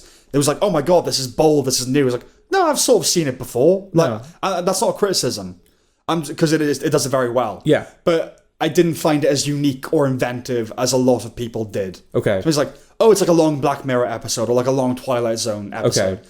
It didn't blow me away. I found it, it's obvious in how it presents everything, but it's also pretty obvious where it's going to go. Yeah. And that's fine. I enjoyed it as a genre film. Yeah. But it just didn't quite have it didn't hit me deeply. Okay. As deeply as I wanted it to. Yeah. I think it's unique in the sphere in which it occupies, you know? I think if it was like a niche... I mean, it's obviously not a mainstream film, in the sense that, like, it's not a household name, like, there's... Some parents aren't going to know what this is. No. It's not one of those films. But it's a pretty mainstream horror film. Well, that's the thing. Yeah. As a mainstream horror film, it probably is unique, and it probably is bold and innovative for a lot of people. Sure, for a lot of people. For a lot of people. And I think if it brings those people in, if it's kind of like a film that starts to change people's palates, or if it's like a gateway film for a lot of people into more crazier, I think that is true. Stuff. I think that's true. Then I think it's done its job. I think for 18-year-olds that are doing like A-level film studies, if that still exists, or going to uni, this will be the type of film that they'll watch now, and will serve as a gateway. I think that's true. So that's a good observation. I think that's probably accurate, and if that's what it does, that's good. Yeah. Yes, but as slightly more seasoned viewers of things, I appreciated it. But I also feel like I'd seen... I mean, its influences are worn on its sleeve. Yeah, Lynch, absolutely. Cronenberg, I've seen it. But, yeah. Yeah, and obviously that's got to count for something, hasn't it? The fact that we've seen a lot at this point. Particularly, you've seen quite a lot. Yes. But, like, even taken on its own merits, it's a film that I've remembered, and it's a film that has stuck with me. Fair enough. And also, everyone gives themselves to that film. It's not just Demi Moore. Obviously, wonderful to see Demi Moore back, really giving herself to it. Margaret Qualley, like, even just, like... the cinematography and the directing, everyone is clearly giving themselves invested in it. Yeah. And that's really nice to see the kind of passion and the commitment coming through. Okay. And for that I am recognising it as one of the best of the year. My number 8 is Heretic. Yeah, unfortunately, this is one of the ones I really wanted to recognise but couldn't. It might even be my number 11 thinking about it. Okay. Yeah. Okay. It's a film with people talking about religion, so that's like sort of enough to get me started. Okay. But I like that it does it. It's in a popcorn way. It says its influences with things like Inherit the Wind and Contact, films that tackled religion as a theme and a topic seriously while still delivering the popcorn goods. And yeah, it's a decent horror film to boot. Hugh Grant, probably his best performance that he's given, for like kind of utilising his persona to kind of flip your expectations. What else to say? It's just really... It's a very well-written script. And there's enough kind of ambiguity about what it's doing without being arcane. Yeah. And kind of keeping it grounded in a genre movie. Like I said, the big the big revelation, the big thing that he was trying to drive at, you've heard it before. But that's fine. That's the level of the film. It's not trying to do, like Ozar Balthazar or Andrei Rublev or any sort of big... Like, it's a Russian 3-hour film about... Yeah. No, it's not doing that. It's a genre film that you can go and see with your girlfriend. But also it's a serious discussion of serious issues. Well, that's what's nice about it, isn't it? Is it takes something as dry as somebody's thesis on religion. Yeah. And it turns it into something that's very digestible and something you can easily get invested in. Right. Like the tension of that first half was like, what's he going to do to them? Where's he going with this? It is. I know that they're in danger, but I don't know what the danger is. Yeah, it's definitely a film of two halves. The second half is slightly weaker than the first. But yeah, that first half, it counts for a lot for me. Yeah, and it's one of those films, we talked about, it's a dark games movie. And I like that things are planted, like the whole thing was planned from the get-go, And it's like, they clearly weren't riffing. They knew what they were doing from the beginning. And films like that, where it's like a little mystery box that has all, you got to figure it out. Yeah, great. Yeah, absolutely. Okay, what's your number 8? My number 8 is The Last Stop in Yuma County. Discuss. Okay, all right.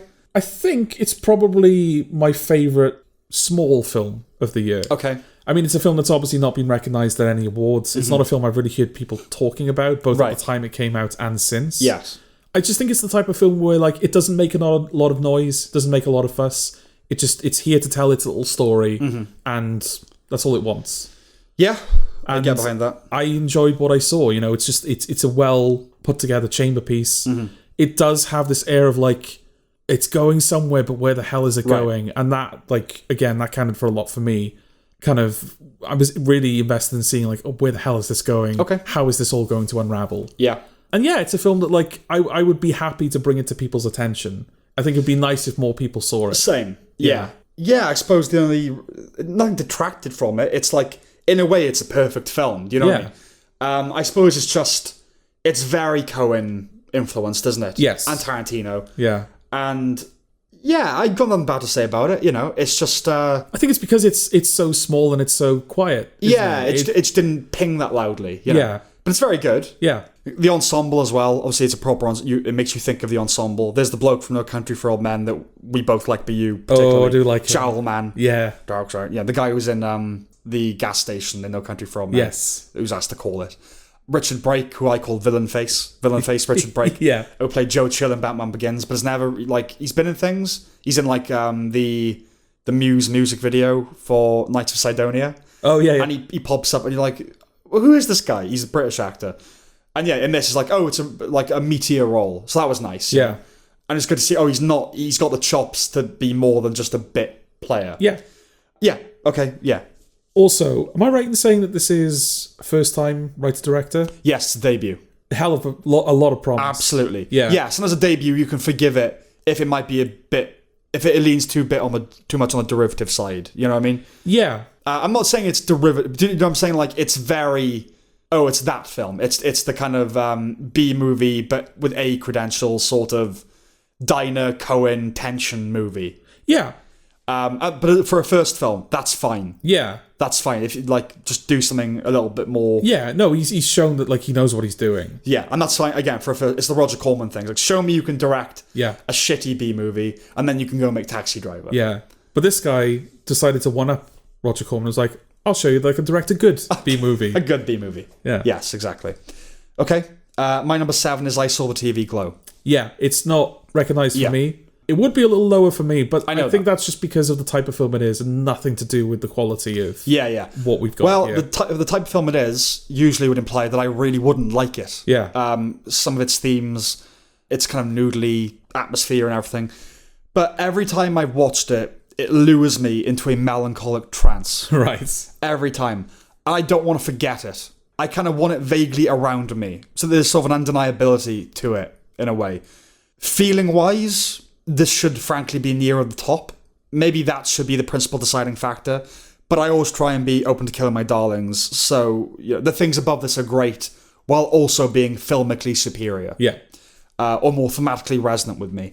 So yeah, it's essentially, when you drill to the heart of it, it's a film about kind of being trans and what not expressing that does to a person.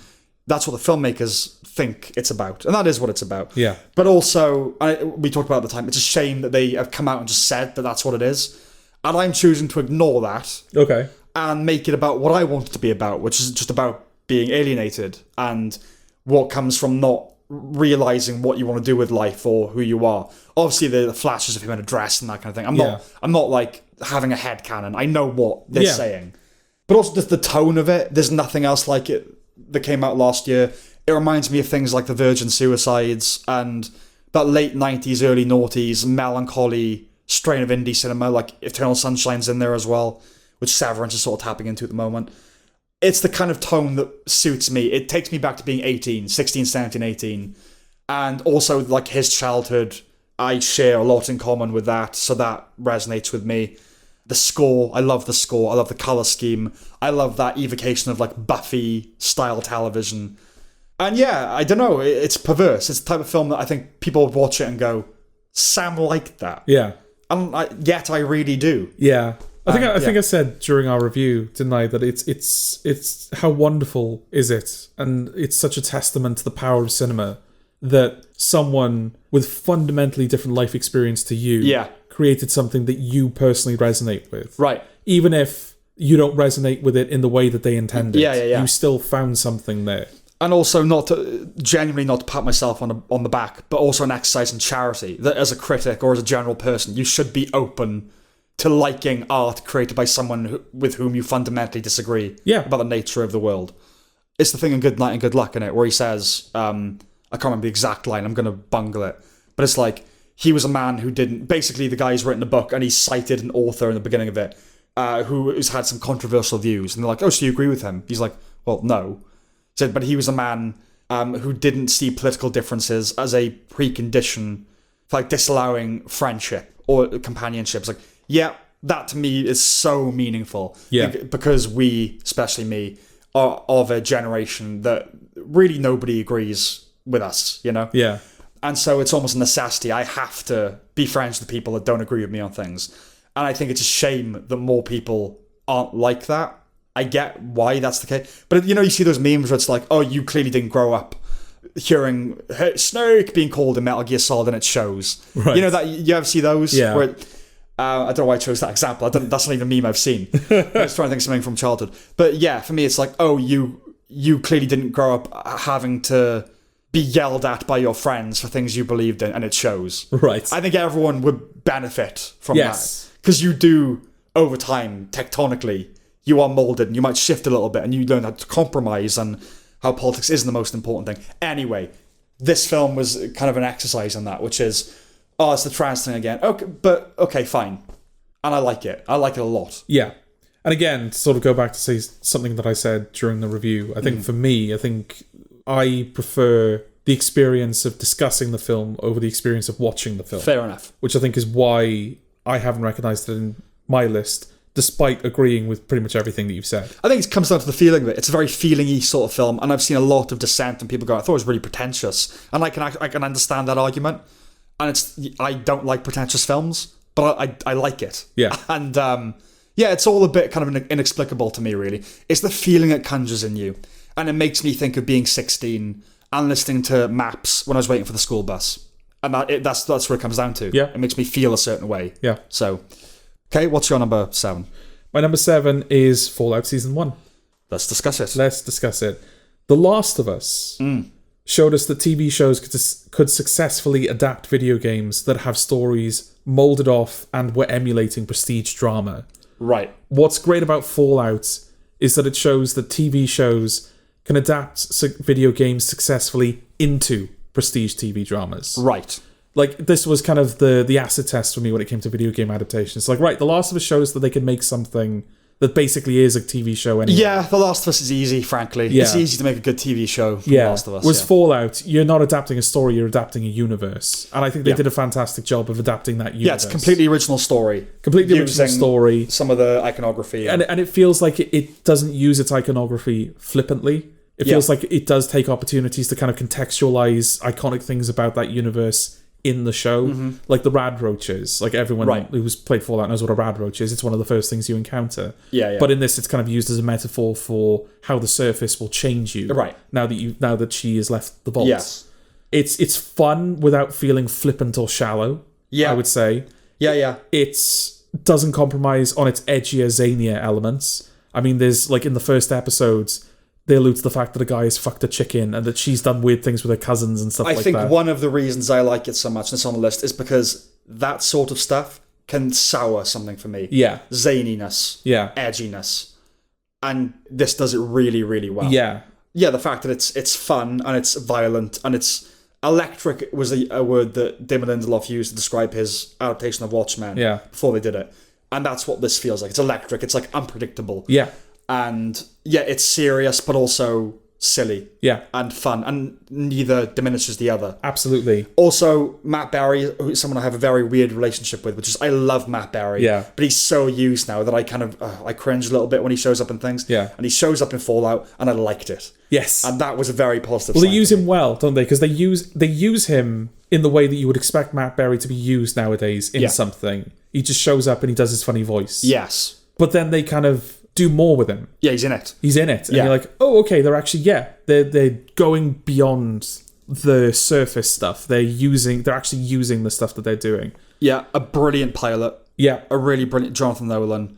A brilliant Walton Goggins and Ella Purnell. Well, that was actually my last note that I was kind of building up to, was that it does something that a lot of TV shows and films either can't do or refuse to do, and it makes proper use of Walton Goggins. Right. Yeah. No, Walton Goggins has done well on television. I know he's done well on television. Film, but no. like, who's watched The Shield? Justified is not a show I feel like I hear much about. No, they occupy similar places. I do fear that like when he goes, we'll kind of realise, we missed something by not using Walton him more. Goggins is, of the golden age of TV, is probably the foremost face of quality for me. Yeah.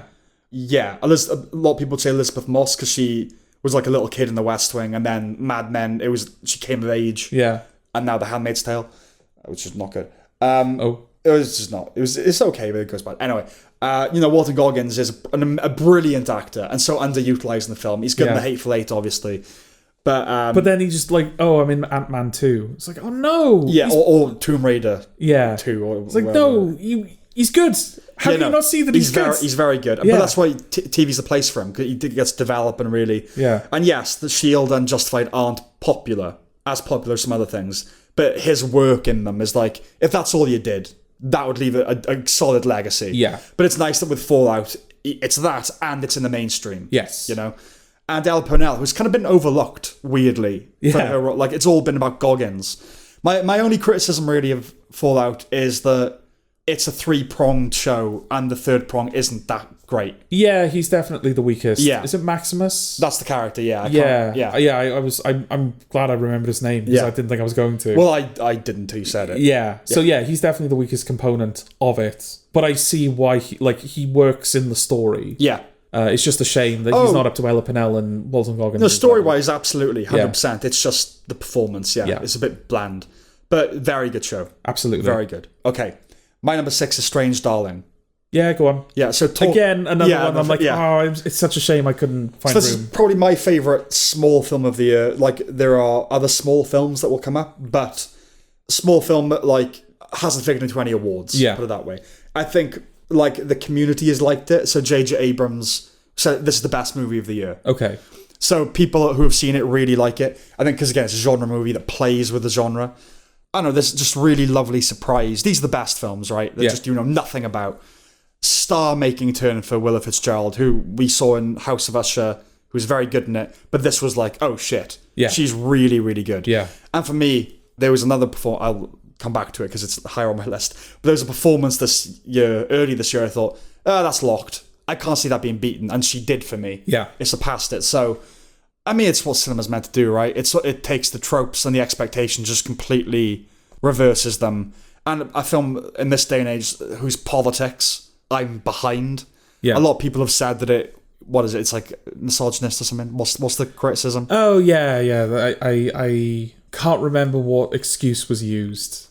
But yeah, there's something about the film. Oh, you shouldn't believe women, right? Was kind of the... Yeah, this film kind of says that, like, you shouldn't believe women. Which is nonsense. No. Absolute nonsense. Yeah, don't believe her. Yeah. Her specifically, don't believe her. Yeah. I don't know what to say about it. It's very, very, very good cat and mouse thriller. Memorable. You know, and again, Giovanna Ribisi did the photography for it, which is, okay, the brother and friends. Yeah. And the guy in Saving Private Ryan is now a DP. Does a good job. It was all shot on 16mm. Yes. Which the film tells you about. And a lot of people have reacted badly to that. I think that's silly. It tells you at the beginning and that's it. It doesn't keep reminding you. It's like, oh, by the way, remember? Yeah. It's fine. It's made for people who love film that want to celebrate film. And it's fucking hard to make it 60mm, especially in this day and age. So they wanted you to know. That's all. That's fine. Yeah. And I think when we did our review of it before, we obviously broke it down and explained it because we wanted to talk about it and like how good it was and what we liked about it. Now that we're kind of doing a more compact review of it, I don't want to spoil anything. No, exactly. So I didn't want to go into it. Yeah. But it takes gender roles and power dynamics to go back to and just completely fucks with them. Yeah. And watch it. Yes. It's a really nice little gem. Absolutely. Okay, your number 6. My number 6 is Clarkson's Farm, Series 3. This would have been my 11. Okay. Yeah. I mean, it's, for what it is, it's sort of perfect. No, it is. Yeah, Again, it is. It's such a comfortable watch. I think that's the main thing. I wouldn't change anything. No. I wouldn't improve anything. They cracked it. It's perfect as it is. Yes. Yeah, and it's just funny considering it's Jeremy Clarkson. He has such a reputation that it's now, you feel like you're seeing, oh, that's the real guy. Yeah. You know, he's not the kind of ruthless kind of isms that you see on... Well, it's sort of nice, isn't it? Because you can take that in the context of his career on Top Gear, where he was the loud buffoon. Yeah. And now he's kind of like humbled a little bit in his sort of in this farming career. Oh, farming will humble you. Yeah, absolutely. But also, if you just watch it as, I'm just going to watch this Clarkson's Farm show, I don't know Top Gear or Jeremy Clarkson. Yeah. It also works as that. No, it's exactly the kind of thing I wouldn't watch, frankly, on the page. And then I guess just you were watching it, you were liking it. I was like, oh, I'll just give it a go. Well, that's the thing. I initially kind of rubbished it, didn't I? Like in the first season, I watched the first episode. I was like, oh no, this is just like Top Gear but bad. I'm not going to watch this. Yeah. And then for whatever reason, I kind of kept coming back to it. And I'm so thankful I kind of found it. It has gotten better. Yeah. The only thing that's gotten a little worse, if you like, is that like Caleb is now a celebrity. Yeah. And so he has a haircut now. And like he knows he's a celebrity. And you can feel sometimes they play into it. Yeah. And you can never know how much is real, how much isn't. But you just don't care. It's an eminently comfortable watch. And just the production of it. I mean, the people that made Top Gear that made this, it's so... Nothing compares to it. Yeah, they're world class. Yeah. Like masters of their craft. Yeah. It deserves awards in production. It's the type of show where you look at it and you go...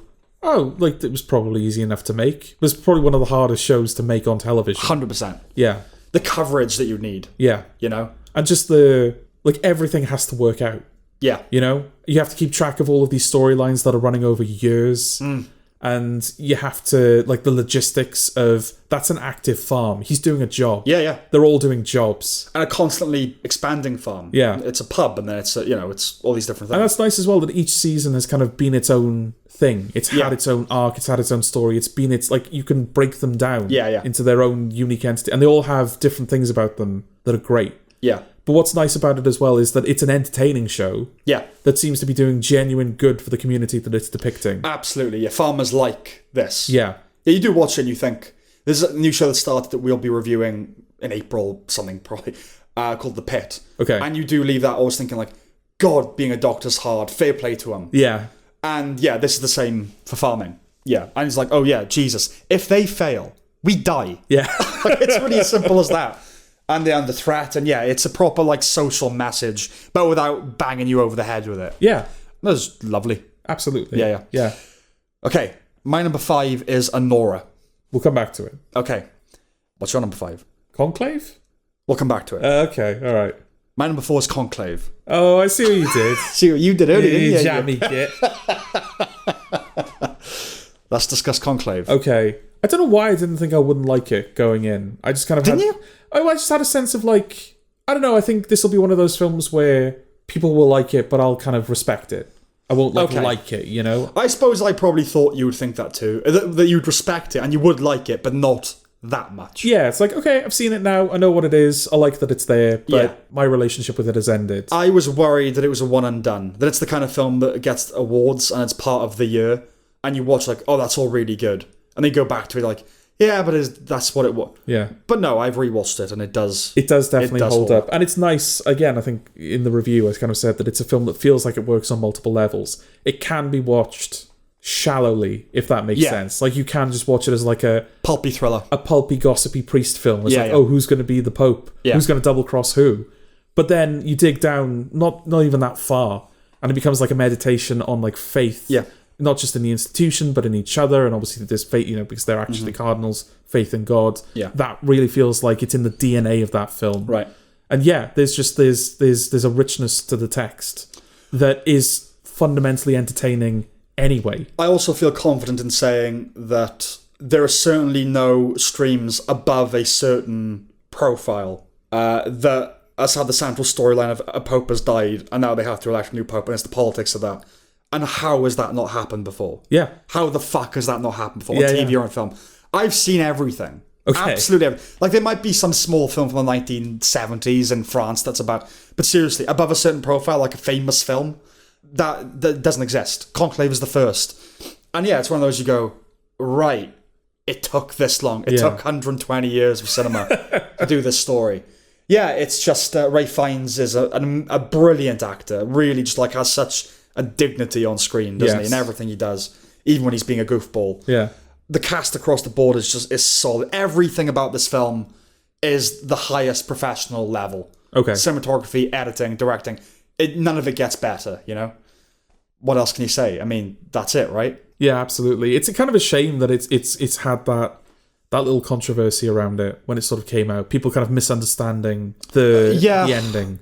Deliberate misunderstanding, misinformation, like who knows these days. But both sides of the political spectrum have got it wrong. Yeah. As always. And again, kind of like Strange Darling, I don't really want to spoil it now that we're doing the shorter review. I just want people to go see it. Yes. But yeah, I guess that's kind of the only disappointing thing is like, if you're going to look up Conclave, you'll probably encounter that stuff quite quickly. Also, if the film was doing what it's been accused of doing, I would hate it. Yeah.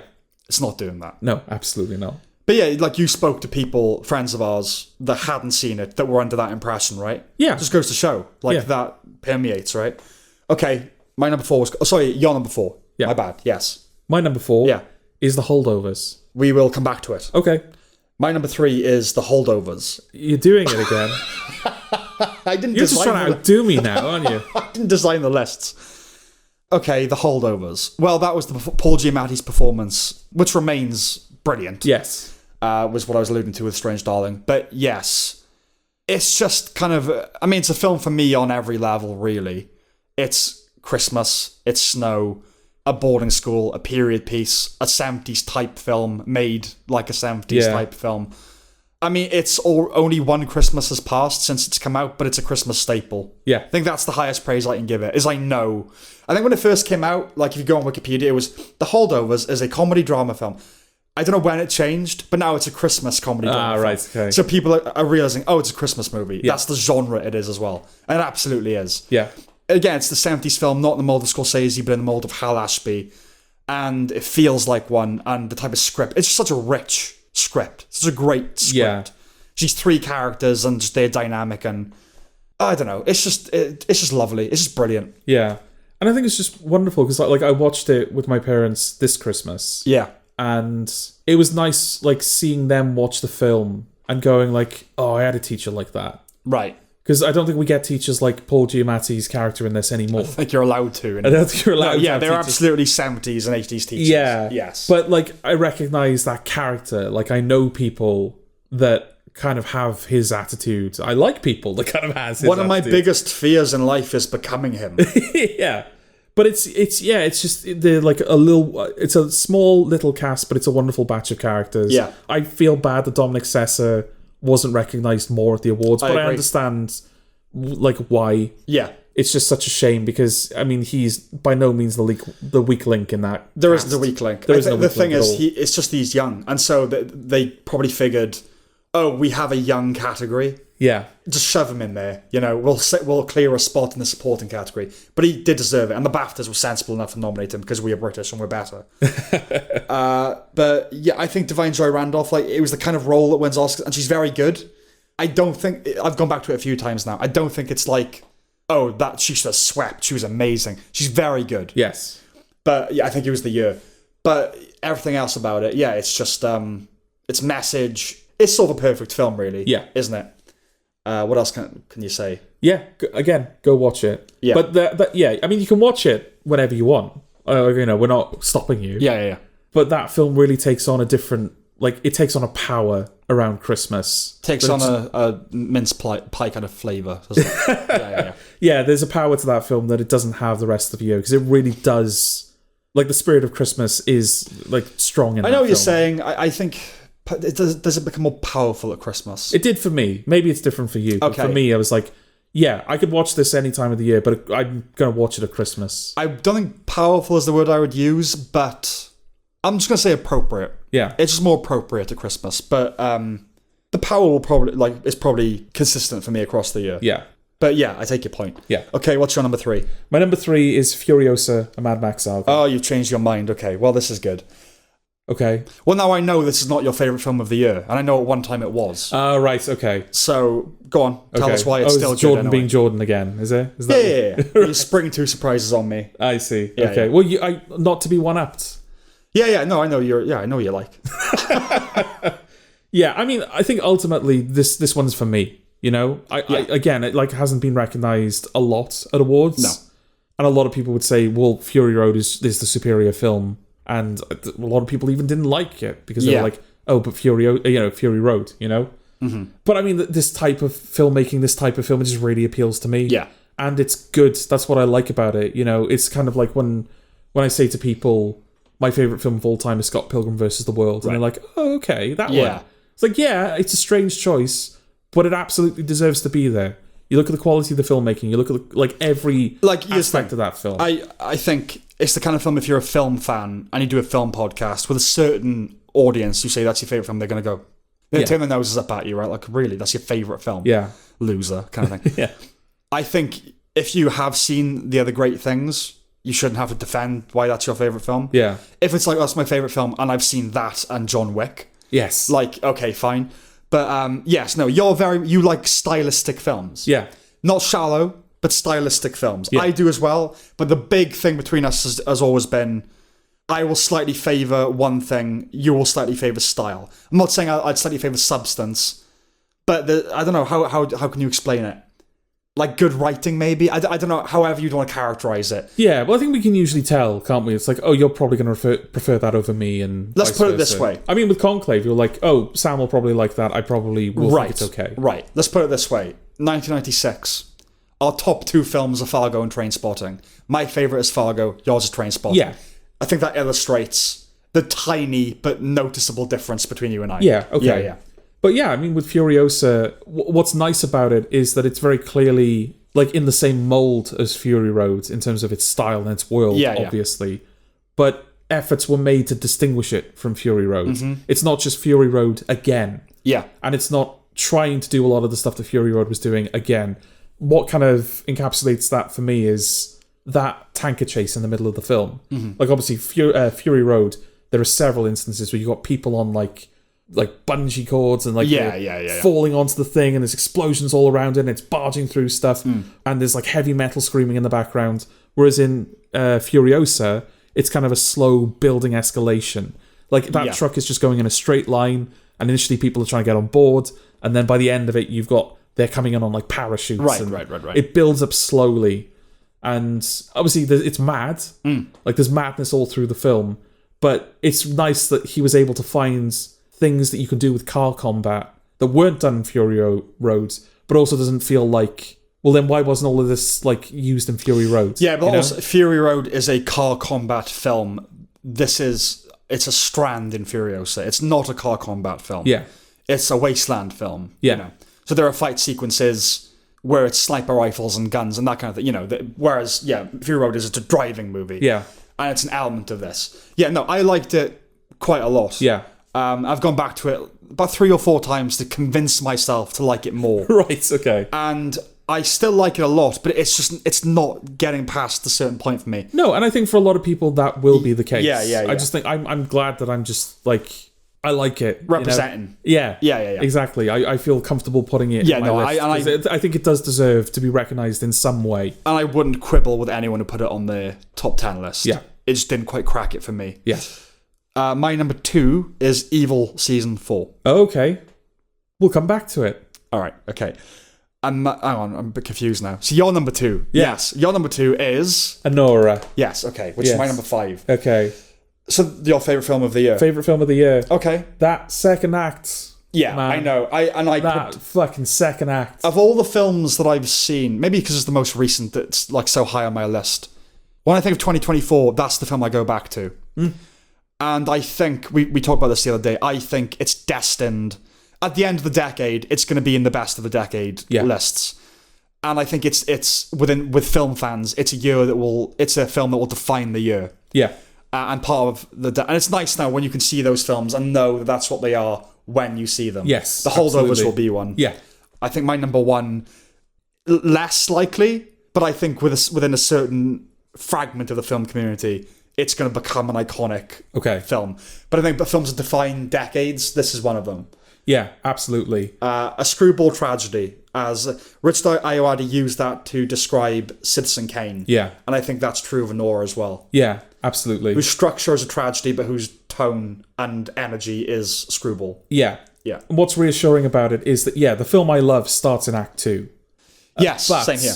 like, going back to that film, now that you're in on it, going through that first act where the film isn't what it's going to become, it doesn't feel like you're biding your time at all. Well, maybe I shouldn't say this because maybe you shouldn't put a film in your top 10 if this is the case. I have only watched it the once. Ah, okay. So I'm very excited to go back to it because Yeah. I've only watched it alone.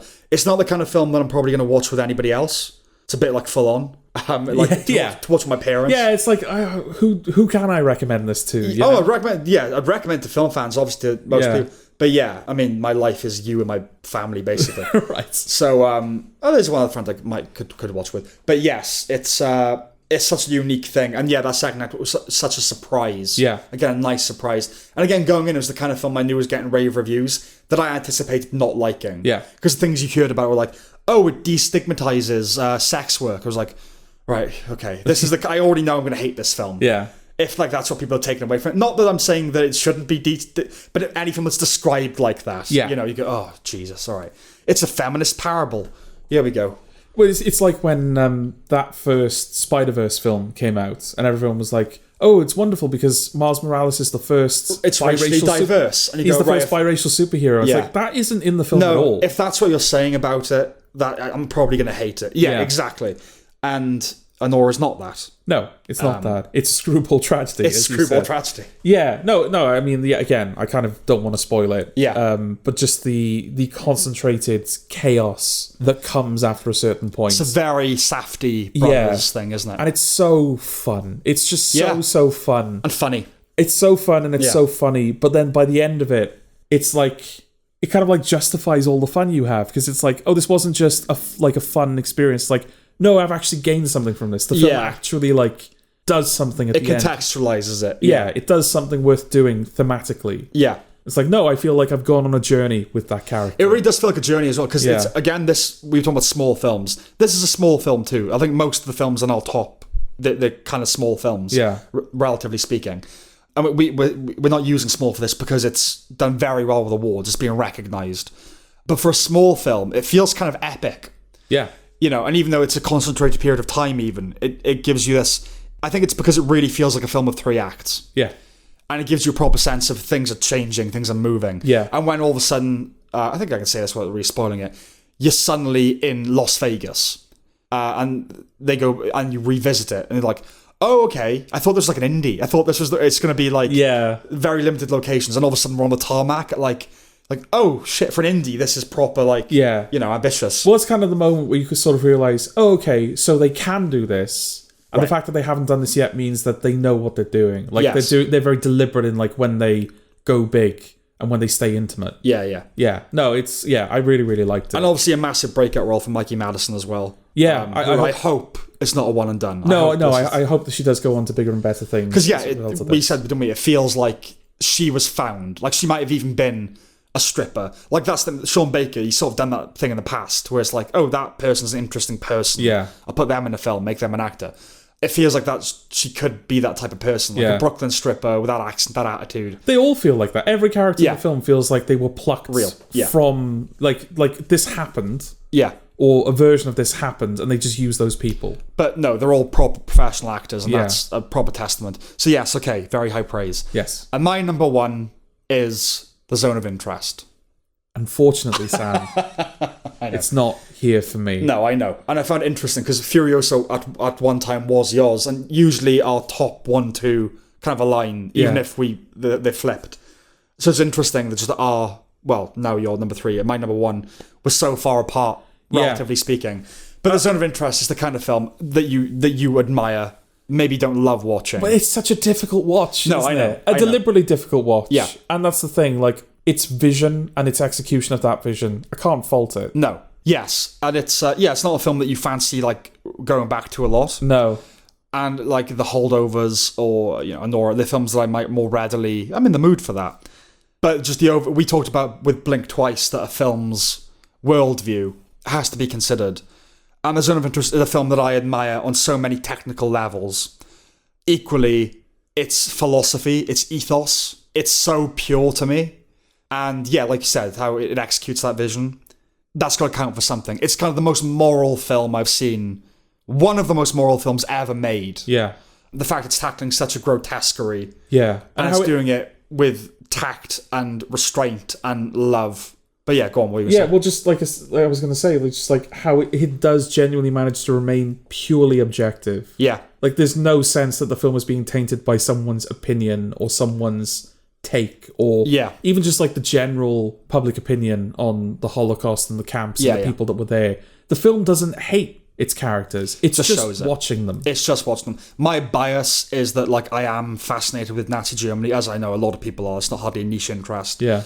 But no, I was going to say Nietzsche interest, but that's not. The Nazi Party was partly inspired by Nietzsche's teachings. But yes. Nietzsche's teachings. Nietzsche's teachings. Yeah, so I had that going into it, but the kind of that barbarism, like plonk in the middle of the 20th century, that like true evil, like human evil, that stuff like that is just fascinating to me. Like that dark, morbid, and how people can be like that and not be monsters, and that's kind of what this film is doing. Yeah, the people, they're a family that just live next to it. All the shit's happening, but the garden, they want the garden to grow, and because that's what people are like. And so, some of the tackles that stuff. And the fact that there have been loads of Holocaust films throughout history that people have gone, oh, so delicate and respectful. But you go back to those now and you go, oh, how kind of obscene. Yeah. Like, not obscene, but, how gratuitous, or how gauche. How gauche now when you go back to Schindler's List and you see people, like, being shot and stuff. Yeah, and you're like, how ugly having an opinion on this, Not just having an opinion, like, just in any way putting an artistic artifice on it. In any way lighting the scene, in any way costumes, music. Music's the big one. Yeah. And because they tried with this, but like I said, it slipped off the film. It just doesn't work. It doesn't fit. Yeah. Yeah, a film that can make one of the most beloved films of all time, Schindler's List, seem kind of broad and overdoing it. Yeah. That's got to be commendable, right? So yeah, a film for the ages, The Zone of Interest. Talk about small films. I think, like I said, for me, it will define the decade in film. Maybe not for other people in the same way that a Nora will or the Holdovers will, but I think its reputation is going to grow over time. Yeah. It didn't get like a lot of recognition when it came out. A few critics awarded it. It got nominations.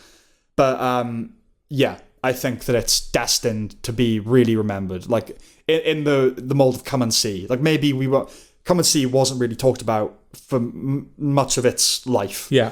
But in the last few years, through the internet, it's even become a meme, which is bizarre. That's a sign of the times. Right. But they just put that, Come and See, right? The little boy that goes through the horrors of World War II. Yes. And his face just gets fucking more adult as the film goes on. That they just take his face and put it over. We're doing it with Come and See, really. But I think this is destined to have like a second life later on. Yeah. So yes, that's my favourite thing of the year. Okay. But my second favourite thing, and your favourite thing... Indeed. Evil Season 4. Yeah, that's good, isn't it? Yeah, it's very good. It'll kind of go down in history as one of the great tragedies of digital media that this was cancelled, Yeah, and I think just talk about lost media. This went so neglected. Yeah. No one knows about this show. No. Nobody knows about it. Does it exist on physical media in any... In America, I think like the first... Yeah, they're out on DVD, but they're like 40 because they must be so rare. Yeah. But I've never met anyone that knows what it is. No. And yeah, I don't know. I feel like every year now I'm left going, oh, there's no great TV left. But there's one show every year. Yeah. There's a Succession, Evil. There's one this year that we'll talk about in another episode. But yeah, there's always one left. I was like, okay, as long as I've got one. Yeah. And Evil was that for me last year. Yeah, absolutely. I mean, it has the benefit of being the fourth of 4 seasons. Yeah. So by this point, it's kind of built its mythology, it's built its characters, you have connection to everything that's going on. Yeah. But it's a show that never rested on its laurels. No. It was always pushing forward with new ideas and new stories. Absolutely. And it was always just like being really cool and creative and funny, you know? Yeah, it's a cool show, isn't it? Yeah. That's the thing. A lot of shows that you describe as cool are annoying. Yeah. Because they think it, you know? But no, it's cool. Yeah. It's a cool show. Yeah, inventive and funny, you know? And again, dealing with serious themes and just this great kind of... Which they didn't use every episode. It wasn't quite a story mine. Right. But, you know, the Pervadia Codex, which it would throw up all these different things. Yeah. And it's like, oh, what a great idea. You're just crossing off a list of demons as time goes on. Yeah. And then confounding that with they can come back. You're like, oh, okay. Yeah, evil never ends, I guess. Yeah, it's just this ongoing fight. And then the eventual kind of reveal as to what that codex actually is and what it's representing. It's a stroke of genius. It is. A lot of the things about that show are a stroke of genius. And I think the Storm episode was like the best, for me, the best episode of television last year. The performances, Michael Emerson and, you know, Mike Coulter and, yeah. Yeah, again, just wonderful that he's like, you know, kind of Ben from Lost was sort of his defining villain role, and now he's got another one. Yeah, again... And it's totally different. And Michael Emerson's like clearly go-to villain, but they are always different. Yeah. And that's lovely. Even if they're cunning, manipulative, and yet they're different, you know? Like, he's kind of a ridiculous comic figure in a way in Evil, you know, in a way that he isn't in Lost. He's a proper tragic figure in Lost. He's just kind of, he's pathetic, but also dangerous. Like, yeah, genuinely, yeah. And just, you know, the demons and the costumes and, it's just, you know. It is wonderful. And I think a lot of its shortcomings towards the end and the stuff that I was most disappointed with can be attributed to the fact that it got cancelled. Yeah, they had to wrap it up in 4 episodes. Yeah, same. And I do view them separately. There's the 4th season, then there's those 4 episodes. Yeah. But it is all the 4th season, but the 4th season in my mind is like a proper masterpiece, you know. Absolutely. Even though it's up and down, you know, it's not perfect. It's not the kind of show that can be perfect in that Breaking Bad, Better Call Saul way. Yeah.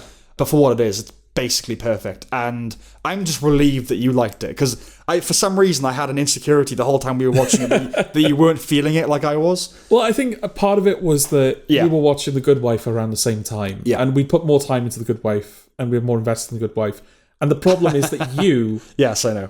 You were like, wait till we get to season 5, man. Yeah, wait till we get to season 5 of The Good Wife. And then we started another show. And then we started Evil. It's like, I thought we were getting to the good season of The Good Wife. Yeah. So I think that was part of it, is that like I was waiting until we get to the good stuff with The Good Wife. Yeah. And so I wasn't displaying the same level of enthusiasm for Evil. But I enjoyed it from the start. And it's one of those wonderful shows where it just got better over time. It did. Didn't it? Better and better. Yeah. High recommendation, especially considering that no one knows what it is. Yeah, I think it's on Netflix, like in most places now. Right? Okay, good. Okay. Well, I think it went to Netflix at the end, right? And then they cancelled it. Is that what happened? No. It was produced by Paramount up until the end. Oh, right, okay. But it might be going on that. No, I think the idea was it's been cancelled, but it's going to Netflix. So hopefully, if enough people watch it, I see. I haven't heard anything. I haven't seen any memes about it or anything like that. No. So, in a way, it's nice to have your own little gem, but it does mean that they stop it before they should. Yeah, absolutely. You know. But yeah, I mean, I'd be surprised if a lot of people watched this and didn't resonate with it. I think there's... Yeah, it's the kind of show that there's something for everybody, I think. Yeah, I watched it with both my parents. They both really liked it. Yeah. So, is that it? Yeah. Okay. Are we going to do a recap, or we just leave it as is? Okay. It's up to you. Well, I've deleted my list now, so I'm tempted to leave it as it is. Well, I kind of needed your list for all of like the... so I could actually do like the background and everything. That's a good point. Yeah. Well, hopefully, have I... No, okay. I reopened the document, and that's all that's left is okay. just the zone of interest. Well, I suppose that's the important one for you, isn't it? I suppose it is your best one. Yes. We'll figure it out. Don't worry. Okay. Well, if you watch it on YouTube, look at the screen. Yeah, look at the screen on YouTube, and also we will put links to the episodes in which we review each individual item. Oh, that's good of you, Sam. No, I'll do it, yeah. Okay. I'm happy, because now we keep an archive, don't we, John? Yeah, we do, yeah. Oh, yeah, shit, it's easy. So yeah, I'll do that, and because we actually managed it this year. Yes. That was why we watched fucking everything, so we wouldn't have to go through the shit last time again. It was like 4 hours long or whatever. But yeah, okay, so that's that, and we will see you with volume 12. Yeah. Yeah. We'll be back to it. Yeah. Okay. Bye. Bye-bye.